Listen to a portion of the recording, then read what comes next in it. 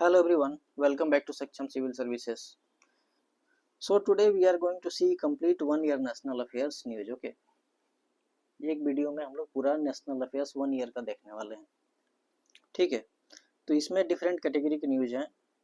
Some news are having national importance. Okay, then we will see that.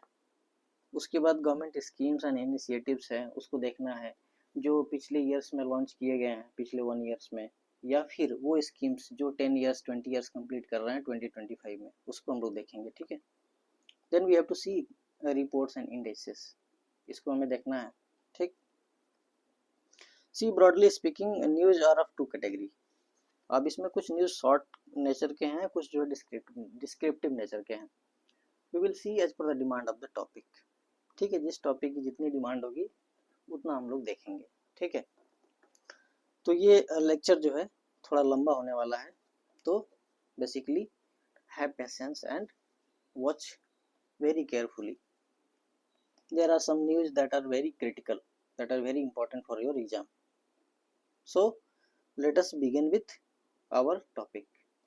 So those who are new to the channel, please subscribe and share with your friend. Okay, see, we have to see first news, that is a Tripura declared fully literate state. तो त्रिपुरा को fully literate state का status मिला है अभी. ठीक है, तो ये स्टेटस किस स्कीम के अंडर में मिला है? तो ये स्टेटस जो है उल्लास स्कीम के अंडर मिला है. इतना आपको याद करना है. ठीक है, now Tripura is not first state, it is the third state that has been awarded the status of fully literate state. Okay, इससे पहले जो है किसको मिला था? फर्स्ट स्टेट कौन था? गोवा. देन सेकेंड स्टेट क्या था आपका? मिजोरम. ठीक है, और among UTs, Ladakh has been the first UT to be declared fully literate union territory. ठीक है, इसमें आपको ये इतने याद रखने हैं. तो बेसिकली हम थोड़ा सा इसको उल्लास स्कीम को देखते हैं. तो उल्लास स्कीम क्या है? Ullas scheme is a centrally sponsored scheme. Write down, इसमें दिया नहीं है, आपको लिखना है. Write down, it is a centrally sponsored scheme that is the responsibility of both state and central government. Okay, तो उल्लास स्कीम के बारे में मैंने न्यूज इन शॉर्ट में आपको पूरी डिटेल में पढ़ाया था, फिर भी यहाँ पे मैं आपको एक्सप्लेन करता हूँ. ठीक है, ये सेंट्रली स्पॉन्सर्ड स्कीम है. इसकी फुल फॉर्म क्या है? Understanding of life long learning for all in the society. Okay, ये इसका है. इसका दूसरा नाम है नव शिक्षा साक्षरता कार्यक्रम. ओके, तो ये आपको जो है इसमें देखना है. सी, गवर्नमेंट की टारगेट क्या है? Government has set a target to achieve full literacy by 2030. जब गवर्नमेंट ने न्यू एजुकेशन पॉलिसी बनाई थी 2020 में, तो उसमें एक पॉइंट रखा गया था कि हमें 2030 तक फुल लिटरेसी अचीव करनी है. तो उसी इनिशिएटिव को पूरा करने के लिए ये जो है उल्लास स्कीम लॉन्च की गई थी. ठीक है, क्लियर है? तो this scheme, Ullas scheme is align with new education policy 2020. इसमें आपको इतना याद रखना है. ठीक है, अब इसमें देखो एक पॉइंट और याद कर लो कि इसमें क्या करने हैं. तो बेसिकली जो सिटीजन एज्ड 15 एंड एबव हैं, जिनकी एज 15 ईयर्स और उससे ज़्यादा है, उन पे फोकस है इस स्कीम का. ठीक है, तो ऑब्जेक्टिव क्या है इसका? इसका ऑब्जेक्टिव है कि the primary objective of this ULAS scheme is to empower adult aged 15 and above. okay, जो जिनकी एज 15 and above है. ठीक है, under this scheme foundational literacy. ठीक है, जो फाउंडेशनल लिटरेसी है आपकी, foundational literacy along with that numeracy and critical life skill, these all will be provided to these people. okay, अब इसमें स्किल डेवलपमेंट भी है, वोकेशनल ट्रेनिंग भी है, और ये वॉलंटरी है, सब वॉलंटरी बेसिस पे है. ओके, नाउ सी, इसमें एक और पॉइंट आपको याद करना है कि this scheme has been launched for 5 years. ठीक है, 5 ईयर्स के लिए लॉन्च किया गया है. ठीक है, ये 5 ईयर तक चलेगा. ठीक, तो जो भी इम्पोर्टेंट एस्पेक्ट था इस न्यूज की, वो मैंने आपको डिटेल में कवर किया. ठीक, चलो next we will see what. Second news is your 50 years of national emergency. अभी 50 ईयर्स कंप्लीट हुए हैं नेशनल इमरजेंसी के। ये कौन सी नेशनल इमरजेंसी थी? दैट वाज डिक्लेयर इन 1975, जो 1975 में डिक्लेयर की गई थी, उसके 50 ईयर्स हुए हैं। तो ये न्यूज में क्यों था? Basically home ministry, see here, home ministry on 25 June 2025 declared the day the 25 June as Samvidhan Hatya दिवस। ओके, तो इसमें मिनिस्ट्री आपको देखने कौन सी ministry? Ministry of home affair. ठीक है, ये पॉलिटिकल न्यूज है, लेकिन इसमें आपको एग्जाम के पर्सपेक्टिव से क्या देखना है, किस मिनिस्ट्री ने डिक्लेयर किया है? तो होम मिनिस्ट्री ने। ठीक है, ये हो गया आपका। अब देखो इसमें, अब इमरजेंसी की बात आई है तो we have to see under which article emergency are declared. ठीक है, तो 3 आर्टिकल के तहत जो है नेशनल इमरजेंसी डिक्लेयर की जाती है। वो 3 आर्टिकल कौन से हैं? Article 352, article 356 and article 360। Okay, तो आर्टिकल 352 में क्या है? National emergency is declared on the ground of what? War, external aggression और आर्म रिवेलियन। ठीक है, ये ग्राउंड है under which national emergency is declared under article 352। ठीक है, ये आर्म रिवेलियन रिप्लेस किया गया था किसके? इंटरनल डिस्टर्बेंस से। ठीक है, पहले इसके जगह पे इंटरनल डिस्टर्बेंस था। तो by 44th constitution amendment act 1978 this internal disturbances has been replaced by arm rebellion. ठीक है, ये आपको एक पॉइंट इसमें ये याद रखने हैं। ठीक है, तो आर्टिकल फिर जो है आप कमेंट में बताओगे आर्टिकल 356 में कौन सी इमरजेंसी लगती है और 360 में कौन सी इमरजेंसी लगती है। ठीक है, चलो, so far we have 3 national emergency declared in India. India में अभी तक 3 बार नेशनल इमरजेंसी डिक्लेयर की गई है। पहला था, कब हुआ था पहला? फर्स्ट जो हुआ था 1962 में। Okay, second 1971, third 1975। ठीक है, ये चाइना के साथ जब वॉर हुआ था, ये पाकिस्तान के साथ वॉर हुआ था। लिबरेशन ऑफ 71 में क्या? Liberation of Bangladesh. Okay, now this see under this 2 category in 1962 और 1971 में जो डिक्लेयर्ड हुआ था नेशनल इमरजेंसी, तो इसके रीजन क्या थे? ग्राउंड क्या था? ग्राउंड था वॉर था एंड एक्सटर्नल एग्रेशन। लेकिन जो थर्ड में 75 में डिक्लेयर हुई थी, इसके रीजन थे इंटरनल डिस्टर्बेंसेस। ठीक है, उस समय इंटरनल डिस्टर्बेंस ही था, अभी उसको रिप्लेस करके आर्म रिवेलियन किया गया। ठीक है, तो so far we have 3 national emergency declared in India. ठीक है, इसमें आपको इतना याद रखना है। ठीक, और next news is operation Sindoor. Operation Sindoor से रिस्पेक्ट में हम लोग क्या देखना है, इसमें 3 to 4 पॉइंट इंपॉर्टेंट है आपके एग्जाम के पर्सपेक्टिव से। ठीक, अब ये क्या था ऑपरेशन सिंदूर? बेसिकली क्या था? It was an operation conducted in retaliation for what? Pahalgam terrorist attack. जो पहलगाम में टेररिस्ट अटैक हुआ था, उसका ये जो है जवाब था। ठीक है, रिस्पॉन्स था इंडिया का। ठीक है, तो इसमें जो है आपको 2-3 पॉइंट याद रखने हैं कि इसमें कौन से मिसाइल यूज हुए थे। ये बेसिकली ये दिया है कि कितने लोकेशन पे टेररिस्ट को टारगेट किया गया था, इंडिया ने कितने लोकेशन पे टारगेट किया था। तो that are not important, but if you want you can go through the topic. Okay, आप उसको एक बार रीडिंग कर सकते हो। देखो इसमें क्या जो है मिसाइल्स यूज हुए थे, तो ये था स्कैल्प क्रूज मिसाइल यूज हुआ था। और ये किस प्लेटफॉर्म से यूज हुआ था? तो ये रफाल फाइटर जेट से यूज हुआ था। ठीक है, ये 2 पॉइंट याद रखना है इसमें। Then second what you have to remember is that the hammer precision guided bomb was also used. अब इसका भी प्लेटफॉर्म क्या था? रफाल फाइटर जेट ही था। ठीक, then one drone was used, that is kamikaze drone. ठीक, BrahMos supersonic cruise missile was also used. Okay, and Sudarshan Chakra which is a air defense system that India procured from Russia, S-400. Okay, इसको भी use किया गया था। ठीक है, इतना इसमें आपको याद करना है। Okay, now see, in retaliation to India's response, Pakistan also launched an operation known as Operation Bunyan al Marsus। भाई इनका नाम ही गजब होता है, बुनियान अल मारसूस। ठीक, चलो, तो ये हो गया आपका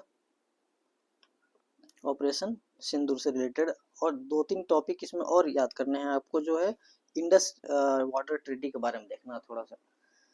this is a treaty signed by India and Pakistan, brokered by world bank. ठीक है, तो first time in the history this treaty was suspended. Okay, ये इंडिया ने इस ट्रीटी को सस्पेंड कर दिया। ठीक है, बेसिकली इस ट्रीटी में क्या हुआ था, ईस्टर्न रिवर को किसको दिया गया था, it's full control was given to India. ठीक है, इसमें रावी, ब्यास एंड सतलज रिवर्स हैं। ओके, एंड जो वेस्टर्न रिवर्स हैं, जो कि इंडस है, झेलम एंड चेनाब, इस पे पाकिस्तान का कंट्रोल दिया गया था। That is 80% of the water Pakistan can use for its need. Okay, तो इसमें ये था, इतना याद रखना है। इसमें 1960 में हुआ था, brokered by world bank. Third point इसमें क्या याद रखोगे, it was the first time this treaty was suspended. Okay, चलो, इसमें ये पॉइंट याद हो गया आपको। Next we have to see census से रिलेटेड न्यूज है। तो पिछला सेंसस कब कंडक्ट हुआ था, पिछला सेंसस हुआ था 2011 में। ठीक है, उसके बाद जो नेक्स्ट सेंसस होना था 2021 में होना था। ओके, 2021 में होना था, लेकिन कोविड की वजह से और बहुत सारी रीजंस की वजह से इसको हो नहीं पाया। तो अब कब होगा, 2026 में स्टार्ट होगा और 27 में जाकर कंप्लीट होगा। ओके, इसको जो है कैबिनेट ने अप्रूवल दिया है कि सेंसस कराई जाएगी, and that census will be conducted in 2 phases that will also count caste. ठीक है, कास्ट बेसिस पे भी कास्ट भी काउंट किया जाएगा, कास्ट इन्यूमरेशन भी इसमें ऐड किया गया है। ठीक है, नाउ सी, इसमें एक और क्वेश्चन आपके बनते हैं कि cabinet committee and political affairs is chaired by home. ठीक है, तो ये this committee is chaired by prime minister. Okay, तो ये आपको इसमें याद रखना है। ठीक है, नाउ सी, एक इसमें एक पॉइंट है कि 2011 में भी socio economic caste census conduct किया गया था, but most part of this report was unpublished. ठीक है, वो जो मैक्सिमम पार्ट था वो पब्लिश नहीं किया गया था। ठीक है, तो जब कैबिनेट ने अप्रूवल दे दिया तो मिनिस्ट्री ऑफ होम अफेयर्स ने क्या किया कि अनाउंस किया कि it is going to conduct census in 2 phases। तो ये कितने फेजेज में होने वाले हैं, 2 phases में होंगे। आपको जो है फेजेस का जो नेचर याद रखना है। तो फर्स्ट फेज में क्या होगा, फर्स्ट फेज में हाउस लिस्टिंग की जाएगी। That is a detail about the जो हाउस है, बिल्डिंग्स है, वो कैसा है, परमानेंट नेचर का है, कैसा है। ठीक है, उसमें क्या फैसिलिटीज अवेलेबल्स हैं। ओके, एसेट्स कितनी है। एंड सेकेंड फेज में जो है डेमोग्राफिक डाटा जो है रिकॉर्ड किया जाएगा, और इसी में कास्ट की जो डाटा है वो भी ऐड की जाएगी। ठीक है, तो 2 फेज में होना है। ओके, अब इसमें देखो कि ये जो लद्दाख और JNK है, along with that plus Himachal Pradesh and Uttarakhand, इनमें जो है कब से शुरू होगा, अक्टूबर में ही शुरू हो जाएगा 2026 में। ओके, और बाकी रेस्ट ऑफ द इंडिया के लिए 27 मार्च में ये शुरू होगा। ओके, चलो, तो इसमें अगला न्यूज देखना आपको, UNESCO memory of the world register. ठीक, तो बेसिकली ऑन 17 अप्रैल 2025 2 मॉन्यूस्क्रिप्ट्स, जो रिलीजियस लिटरेचर है, उसको डिक्लेयर किया गया था कि इसको ऐड किया जाए memory of the world register. ठीक है, उसमें ऐड किया गया। तो 2 डॉक्यूमेंट कौन कौन से हैं, तो ये आपके हैं भागवत गीता एंड नाट्य शास्त्र। ठीक है, तो नाट्य शास्त्र इज रिटन बाय भरत मुनि। ओके, कब लिखा गया था, 2nd सेंचुरी BC में। ठीक है, तो memory of the world register कब लॉन्च किया था? 1992 में लॉन्च हुआ है। और उससे आपको इसमें 2-3 पॉइंट ये याद रखना है कि इंडिया के पहले से कितने रजिस्टर्ड जो है मैन्युस्क्रिप्ट्स हैं इसमें। तो इसमें पहले से भी रजिस्टर्ड हैं, ठीक है, और ये दोनों मिलाकर के टोटल 14 हो गए, ठीक है। Among 14, 2 are shared with other nation also, ये इम्पोर्टेंट हो जाता है, ठीक है। इसको राइट डाउन कर लेना कि Valmiki Ramayana, okay, it is shared with what? Nepal. It is shared with Nepal, Nepal के साथ इसकी शेयरिंग है इसमें, मतलब इसमें जो रजिस्टर्ड है इसमें नेपाल का भी नाम लिखा गया है, okay. Then second is your Hungarian artist painting, that is shared with Hungary, ठीक है। तो इसको आपको याद करना है। तो 2025 से पहले 23 में ऐड हुए थे 2 डॉक्यूमेंट, ओके। एक सेवाइट की फिलोसफी थी और दूसरा जो है ये नेम से रिलेटेड था, ठीक। चलो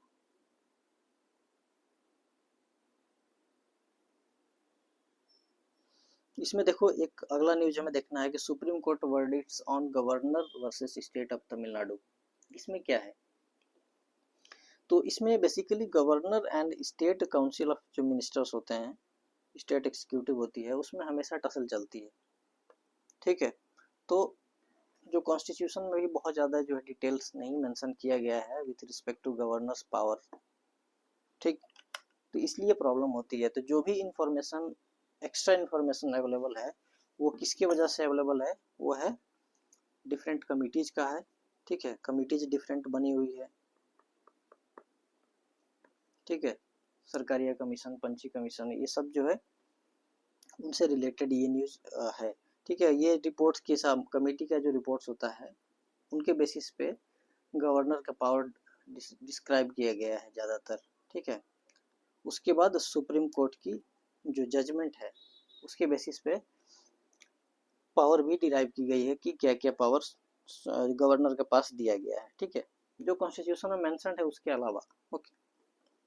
तो इसमें देखो सुप्रीम कोर्ट ने अभी क्या जो जजमेंट दिया है वो बेसिकली वो आर्टिकल 200 के रिस्पेक्ट में जजमेंट दिया, ठीक है। तो इसमें क्या बोला गया है कि गवर्नर का पावर जो है डिस्क्रिशनरी नहीं है, ठीक है। Governor powers is not discretionary in nature with respect to assenting a grant to the bill, ठीक है। कोई भी बिल अगर साइन करने के लिए गवर्नर के पास आता है तो गवर्नर अपने मर्जी से उस बिल पे कोई भी वीटो पावर, पॉकेट वीटो नहीं लगा सकते, ठीक है। क्लियर है?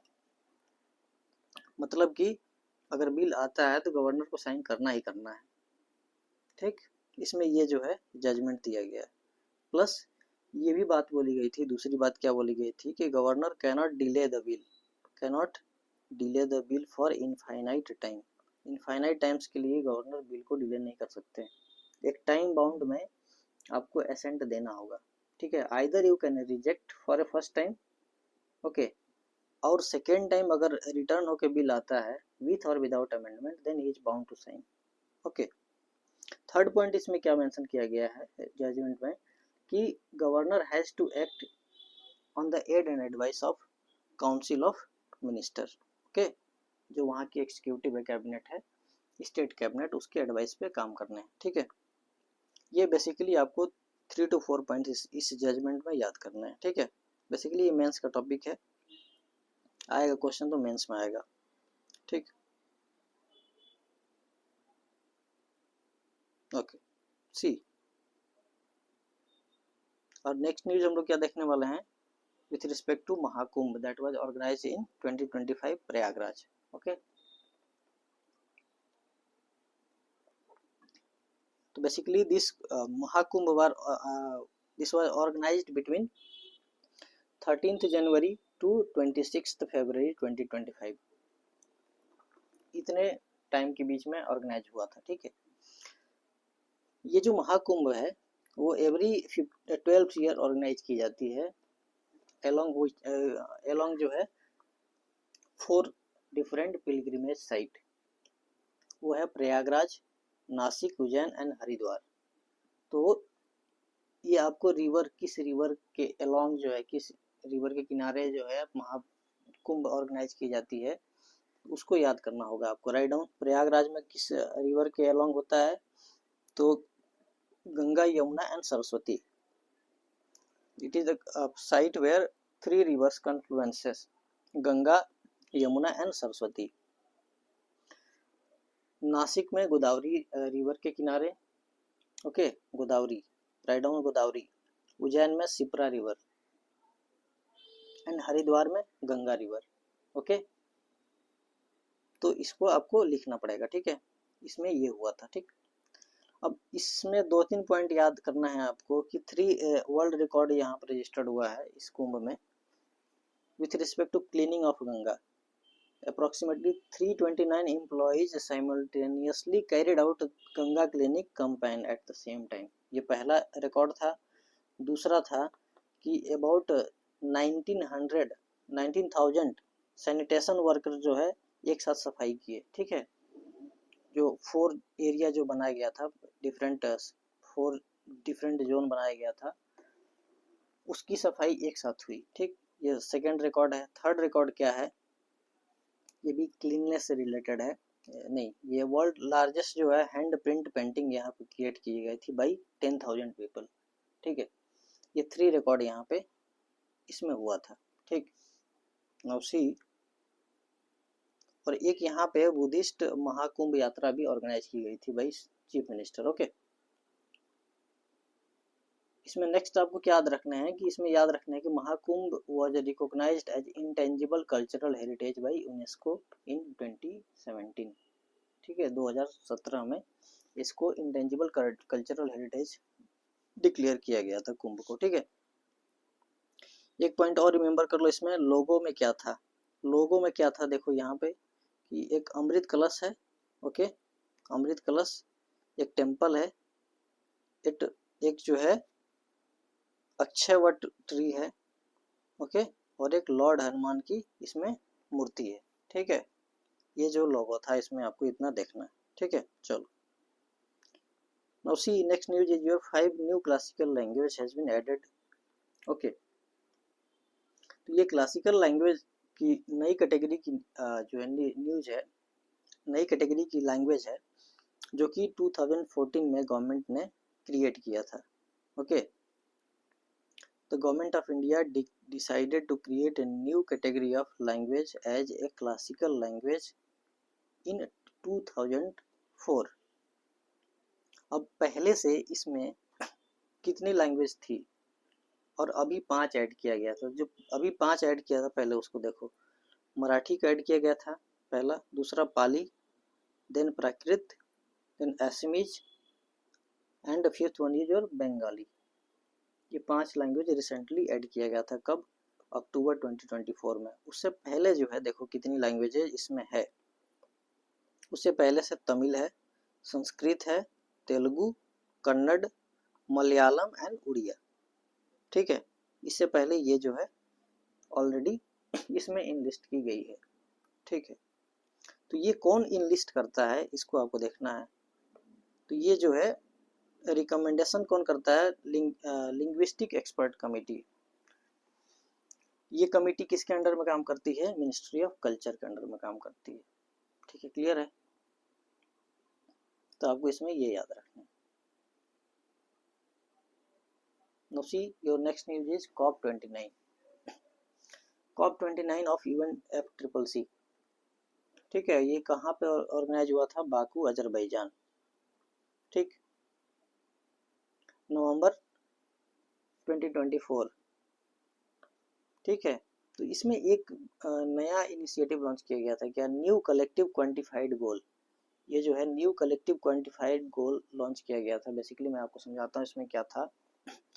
इसमें ये बात बोली गई थी कि we have to triple the financing mechanism to fight climate change and this fund will be provided to developing countries, okay.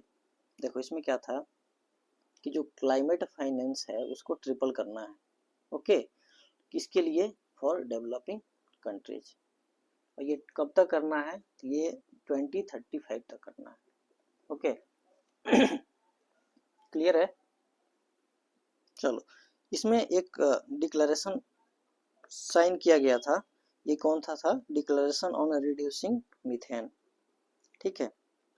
तो इसमें बहुत सारी कंट्रियों ने अप्रोक्सीमेटली 30 कंट्रीज ने साइन किया था, लेकिन इंडिया ने साइन नहीं किया, ठीक है। India is not signatory to this declaration, याद रखना, ओके।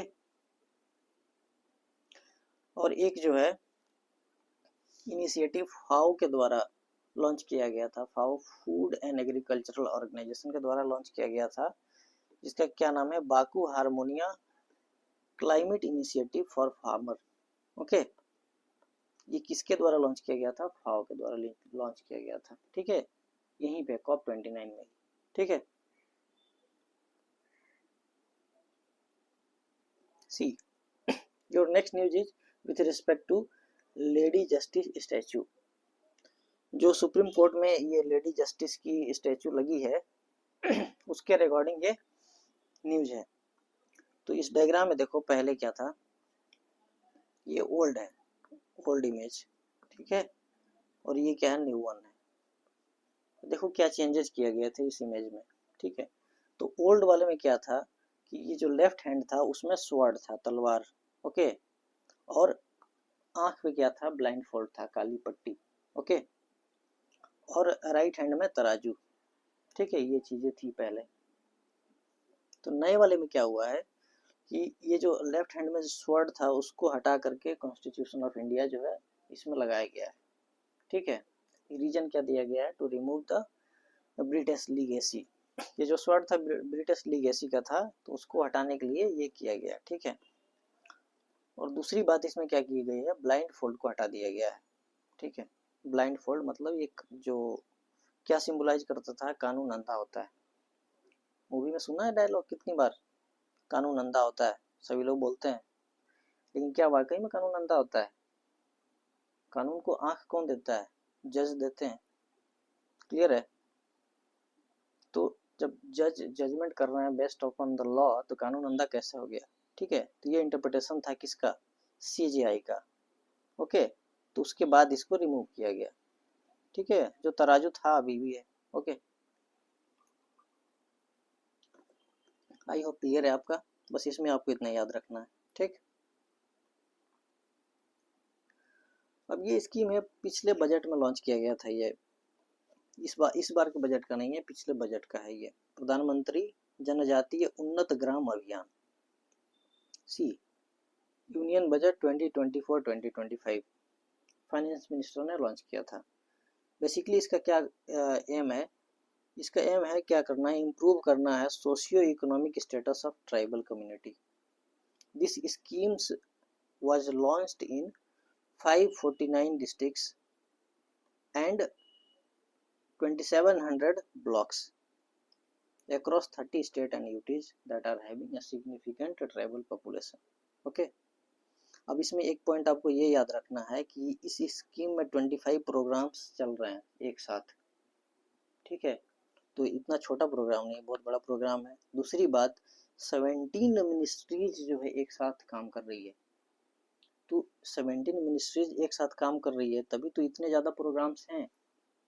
तो ये अपने आप में जब इतनी मिनिस्ट्री एक साथ मिल गई, इतने प्रोग्राम्स चल रहे हैं, तो स्कीम अपने आप में क्या होता है, इम्पोर्टेंट हो जाता है, ठीक है। ये भले पिछले बजट में लॉन्च किया गया है, लेकिन इम्प्लीमेंट अभी हो रहा है। और ये देखो कितनी 17 मिनिस्ट्रीज और इतने प्रोग्राम हैं across 549 districts in 30 states and UTs. तो ये जो है अपने आप में बहुत इंपॉर्टेंट हो जाता है, ठीक है। ये आपको याद रखना है, ठीक है।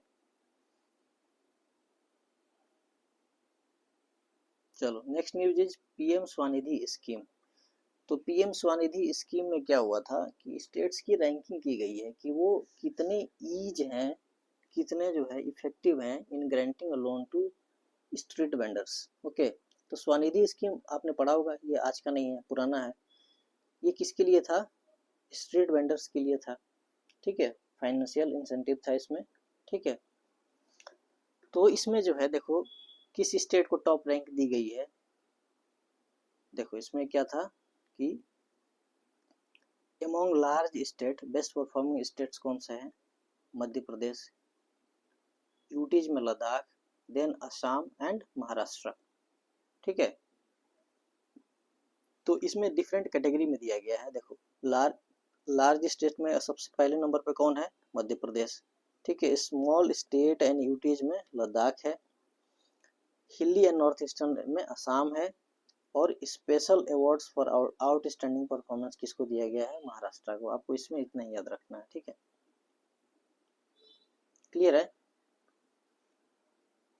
ये डिफरेंट कैटेगरी है, उसमें जो है अगर इतना ना याद रहे तो आपको क्या याद रखना है कि एमोंग लार्ज स्टेट किसको जो है मिला है पहला रैंक? तो मध्य प्रदेश। ठीक है, मध्य प्रदेश को पहला रैंक मिला है, ये याद रखना है।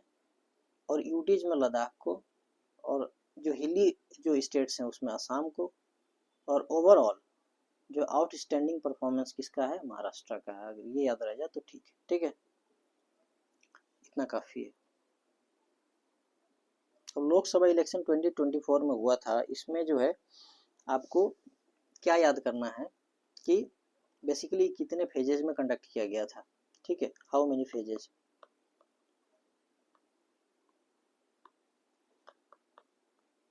तो how many phases were they declared, कितने फेजेज में ये इलेक्शन कंडक्ट हुआ था? तो ये जो है टोटल 7 फेजेज में कंडक्ट किया गया था। Okay, 7 phases, remember it. Okay, अब इसमें टोटल जो है देखो, अब ये तो पुरानी बात हो गई, कितने काउंसिल ऑफ मिनिस्टर ने ओथ लिया था, कितने जो है वीमेंस थी उसमें। तो एक बार देखना तो देख सकते हो, 72 काउंसिल ऑफ मिनिस्टर ने ओथ लिया था, इसमें से 7 जो है वीमेन थी। ओके, तो ये जो है इसमें जो है न्यूज है। ओके, चलो आप कमेंट में बताओ मुझे ये कौन सी जो है लोकसभा कितने नंबर की है, 17th है कि 18th है? जो अभी न्यूली कॉन्स्टिट्यूटेड लोकसभा है 2024 में कॉन्स्टिट्यूट हुई थी, ये जो है ऑप्शन में कम बता दे रहा हूँ आपको, ये 17th है कि 18th लोकसभा है। ठीक है, आप कमेंट में बताओगे।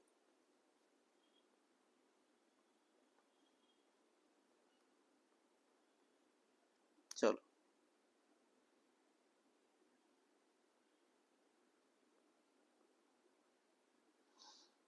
Next news is your with respect to Nalanda university. Okay, see Nalanda university का नया कैंपस इनॉग्रेट किया गया है, कहाँ पे? राजगीर में। तो ये अभी न्यूज में था, कब? ये जून 2024 का न्यूज है। अब इसमें जो है आप थोड़ा सा हिस्टोरिकल पर्सपेक्टिव देखना पड़ेगा। तो पहले इस कैंपस के बारे में पूरा देख लेते हैं, उसके बाद फिर हम जो है इसका हिस्टोरिकल पर्सपेक्टिव देखेंगे। तो ये जो न्यू कैंपस है कहाँ बना है? राजगीर, बिहार में। ओके, और ये न्यू कैंपस क्या होगा? नेट जीरो और ग्रीन कैंपस होगा। ओके, ग्रीन कैंपस क्या होता है कि जो उसकी एनर्जी की रिक्वायरमेंट है वो रिन्यूएबल एनर्जी से पूरी की जाएगी। ओके, तो ये 2-3 पॉइंट इसमें आपको याद रखना है। अब कितने दूर में फैला हुआ है तो ये जो है फैक्चुअल हो जाएगा, 455 एकर्स में फैला हुआ है। ठीक है, तो ये सारी चीज़ें हो गई। तो कुछ हिस्टोरिकल पर्सपेक्टिव देखते हैं इसका कि जो नालंदा यूनिवर्सिटी था किसने बनवाया था? तो ये जो है कुमार गुप्त ने बनाया था 427 AD में। ठीक है, बाई गुप्ता डायनेस्टी। ठीक है, और इस साइट को 2 लोगों ने नोटिस किया। ठीक है, पहला जो जिसने नोटिस किया था वो था फ्रांसिस बुचानन। ठीक है, उन्होंने 1812 में नोटिस किया था कि कोई यहाँ पे साइट था जो कि डिस्ट्रॉय है। ठीक है, डिस्ट्रॉय हो गया है, मतलब जो रियून जो पार्ट था उसका डिक्लेयर नोटिस किया गया था भाई फ्रांसिस के द्वारा। ठीक है, और 1861 में अलेक्जेंडर कनिंगम ने इसको जो है नोटिस किया कि ये नालंदा यूनिवर्सिटी थी। ठीक है, इनको फ्रांसिस को पता नहीं था कि कौन सी ये जगह साइट है, क्या है। ठीक है, नाम पता चला कि इसको अलेक्जेंडर कनिंगम को कि ये नालंदा यूनिवर्सिटी है। ठीक है, तो आपको इसमें याद रखना है इतना।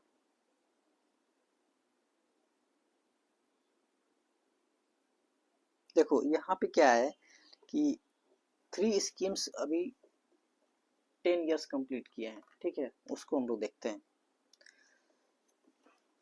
इसमें पहला स्कीम आपका क्या है? पहला है आपका कि प्रधानमंत्री जीवन ज्योति बीमा योजना। ठीक है, इसके 10 साल कंप्लीट हुए हैं।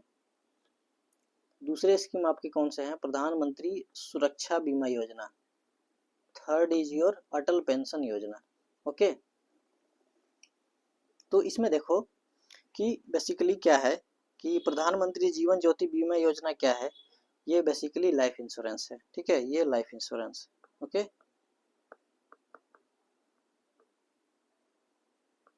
ठीक, जिसमें सिटीजन कंट्रीब्यूट करेंगे, कुछ गवर्नमेंट करेगी, ठीक। Life insurance cover for death due to any reason at premium of less than ₹2 per day. Okay, अब इसमें देखो दूसरी वाली जो स्कीम है वो क्या थी, प्रधानमंत्री सुरक्षा बीमा योजना। ये कैसा है, एक्सीडेंटल डेथ के लिए और डिसेबिलिटी के लिए है, ठीक है। और थर्ड क्या है, सोशल सिक्योरिटी स्कीम्स है, अटल पेंशन योजना। Basically it was for poor section of the society, unprivileged हैं या फिर जो अनऑर्गेनाइज सेक्टर में काम करते हैं उनके लिए ये है, ठीक है, क्लियर है। अब देखो नेक्स्ट न्यूज ये किससे है, रिवर लिंकेजेस से है। केन बेतवा लिंक प्रोजेक्ट जो है गवर्नमेंट ने अभी क्या किया है, पीएम ने इसका फाउंडेशन स्टोन रखा है, ठीक है, कब, दिसंबर 2024 में। अब देखो इसमें क्या है, ये रिवर का लिंकेजेस करना है, under which scheme, it is a part of national perspective plan. National perspective plan government का मास्टर प्लान है, जिसमें क्या करना है, रिवर को इंटरलिंक करना है to resolve what, water scarcity problem. Okay, अब इसमें देखो कि जो बुंदेलखंड रीजन है, बुंदेलखंड रीजन बताओ किस स्टेट के बीच में बॉर्डर शेयर करता है, कमेंट में बताओगे। क्या सिर्फ यूपी में है या मध्य प्रदेश का कुछ पार्ट भी है, ठीक है। तो इसमें देखो क्या करना है, बेसिकली इसमें जो रिवर केन है, केन जो है इसमें रिवर वाटर जो क्या है, सफिशिएंट अमाउंट में है, ठीक है। और बेतवा, बेतवा जो है ये डेफिसिट वाटर है इसमें, ठीक है। तो सफिशिएंट टू डेफिसिट रीजन में ट्रांसफर करना है वाटर का। ये कैसे होगा, ये जब लिंकेज करेंगे तभी तो होगा, लिंक करेंगे तभी तो होगा, ठीक है, इसीलिए ये प्रोजेक्ट चलाई गई है। अब इससे क्या क्या पर्पस सर्व करना है, basically water will be provided for what, for irrigation purpose. Okay, कहाँ कहाँ, मध्य प्रदेश उत्तर प्रदेश रीजन में, ठीक है, that will benefit lakhs of the farmer family. Okay, दूसरा जो है ड्रिंकिंग वाटर के लिए भी यूज होगा इसका, और थर्ड क्या होगा, हाइड्रो इलेक्ट्रिसिटी जनरेट करने के लिए भी इसका यूज होना है, ठीक है। 3 काम के लिए यूज होगा, याद करो, इसको लिख लेना, ठीक है। तो देखो ये launch of cruise Bharat missile, cruise Bharat missile जो है ये लॉन्च किया गया था बाई मिनिस्ट्री ऑफ किस, कौन से, पोर्ट शिपिंग एंड वाटरवे, ठीक है। ये मिनिस्ट्री ऑफ पोर्ट शिपिंग और वाटरवे का ये क्या है, इनिशिएटिव है। बेसिकली इस इनिशिएटिव में करना क्या है कि जो पैसेंजर ट्रैफिक है उसको 5 ईयर्स में क्या करना है, डबल करना है, ठीक है। तो इसमें बेसिकली कब तक करना है, 2029 तक करना है। इसमें देखो गवर्नमेंट ने क्या एम रखा है कि इसमें जो है along with increasing passenger traffic, उसमें 4 lakh up to 4 lakh job भी क्रिएट करनी है, ठीक है। एक इंफ्रास्ट्रक्चर तो डेवलप होगा ही, साथ में जो जॉब क्रिएशन होगा, और इसमें जो है टूरिज्म भी बढ़ेगी। ओके, इस मिशन को 3 पार्ट में कंप्लीट किया जाएगा, 3 फेजेस में कंप्लीट किया जाएगा, ठीक है। देखो पहला फेज में क्या होगा कि जो इंफ्रास्ट्रक्चर है, एग्जिस्टिंग इंफ्रास्ट्रक्चर, उसको मॉडर्नाइज किया जाएगा। ओके, सेकेंड फेज में क्या होगा, न्यू जो है क्रूज टर्मिनल और सर्किट्स को डेवलप करना है, ठीक। और थर्ड फेज में क्या करना है, थर्ड फेज में सभी को एक साथ इंटीग्रेट कर देना है, ठीक, क्लियर है, कोई डाउट। चलो let us see our next news, national event and programmes. Okay, अब इसमें जो है अगला कैटेगरी का न्यूज हमारा क्या है, नेशनल इवेंट और प्रोग्राम है, जिसको देखना है कि क्या क्या इसमें जो है ये इंपॉर्टेंट हो जाता है आपका, क्योंकि इसमें बहुत सारे न्यूज हैं जो एग्जाम पर्सपेक्टिव से आपका इम्पोर्टेंट है। तो ये जो है फर्स्ट कैटेगरी का न्यूज, इसमें JNK से है। ओके, तो पहला क्या है, देखो यहाँ पे पहला है Chenab rail bridge. Chenab rail bridge, पहले ये डायग्राम में देखो, ये देखो डायग्राम, ठीक है, उसके बाद मैं एक्सप्लेन करता हूँ, ठीक है। तो चेनाब रेल ब्रिज के बारे में क्या जानना है कि it is the world highest railway arch bridge. ठीक है, इसमें एक एक टर्म इंपॉर्टेंट है। World highest railway arch bridge. ये आर्क ब्रिज क्यों है? देखो ये आर्क बनी हुई है, ये दिख रहा है यहाँ पे, ये आर्क, तो उसी की वजह से इसका नाम आर्क ब्रिज है। ओके, ये जो है कितने मीटर के हाइट पे लोकेटेड है? 359 मीटर्स एबव रिवर चेनाब। ये रिवर चेनाब जो है दिख रही है आपको, इसके जो हाइट है ये कितनी है? 359 मीटर्स की हाइट पे ये ब्रिज बना हुआ है। ठीक है, ये माइलस्टोन जो है एक आपको ये कह लो कि मास्टर प्लान है गवर्नमेंट का इंफ्रास्ट्रक्चर के लिए। ठीक है, कनेक्टिविटी के लिए अपने आप में ये बहुत ही इंपॉर्टेंट प्रोजेक्ट था। ठीक है, अब ये ऑपरेशनल हो गया है। ठीक, अब इसमें एक कीवर्ड क्या है कि ये इस तरह से डिजाइन की गई है इस ब्रिज को कि ये एक्सट्रीम अर्थक्वेक्स, जो अर्थक्वेक है उसको भी जो है ये टैकल कर सकता है। जो सिस्मिक वेव्स आएगी, शॉक आएगी, उसको झेलने में इसकी कैपेसिटी है। It can withstand what? Seismic shock. ठीक है, even it can withstand what? Extreme wind. Okay, बहुत तेज जो हवा भी चलेगी तो उसको भी ये आराम से शॉक को एब्जॉर्ब कर लेगा। ठीक है, basically this bridge is going to connect what? Two cities. It is going to connect Jammu to Srinagar. ठीक है, इसमें देखो ये रहा आपका जम्मू, बीच में यहाँ पे आपका पड़ेगा, तो ये श्रीनगर को कनेक्ट करेगा। ठीक है, अब इस रेल ब्रिज से होते हुए वंदे भारत ट्रेन को और पीएम ने इनॉग्रेट किया था। 2 वंदे भारत ट्रेन को यहाँ से हरी झंडी दिखाई गई थी। And this Vande Bharat train is covering this journey in approximately 3 hours. Okay, आपने देखा होगा न्यूज में, बहुत सारी अभी इसमें न्यूज चल रहा था। ठीक, इसमें दूसरा आपको क्या देखना है? आंजी ब्रिज। आंजी ब्रिज जो है ये, इसके बारे में भी आपको, ये देखो वंदे भारत की ये जो है ये रेल चिनाब रेल ब्रिज पे ही जा रही है। ठीक है, चलो ये देखो आंजी ब्रिज, देखो ये डायग्राम देखो आंजी ब्रिज, ये देखो केबल दिख रहा है आपको, ये केबल। ठीक है, तो देखो क्या है, Anji bridge is India's first cable stayed railway bridge. Okay, cable पे टिका हुआ रेलवे ब्रिज है, इंडिया का पहला। अब ये कहाँ बनाया गया है? आंजी रिवर में बनाया गया है। Anji river is a tributary of what? Which river? It is A tributary of Chenab river. ठीक है, क्लियर है। और थर्ड जो है एक और रेल लिंक प्रोजेक्ट है जो कि चल रहा है उधमपुर श्रीनगर बारामूला। ठीक है, ये मैंने आपको बता ही दिया कि वंदे भारत ट्रेन का जो है फ्लैग ऑफ किया था 2 वंदे भारत ट्रेन को और प्राइम मिनिस्टर ने। ठीक है, क्लियर है। चलो, ये अमृत भारत स्टेशन जो है देखो कब लॉन्च किया गया था? बेसिकली ये लॉन्च किया गया था 2022 में, दिसंबर 2022 का। ये मिनिस्ट्री ऑफ रेलवे का ये प्रोग्राम है। इसमें क्या करना है कि जो एग्जिस्टिंग जो रेलवे स्टेशन है उसको रीडेवलप करना है। ठीक है, तो न्यूज में क्यों था? ये 103 railway station were redeveloped across 18 states.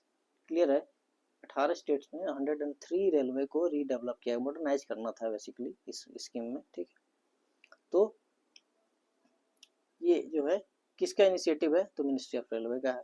ठीक है, कब हुआ था लॉन्च? 2022 में, दिसंबर में। अभी ये चल भी रहा है साथ में। ठीक है, अभी चल रहा है। ठीक,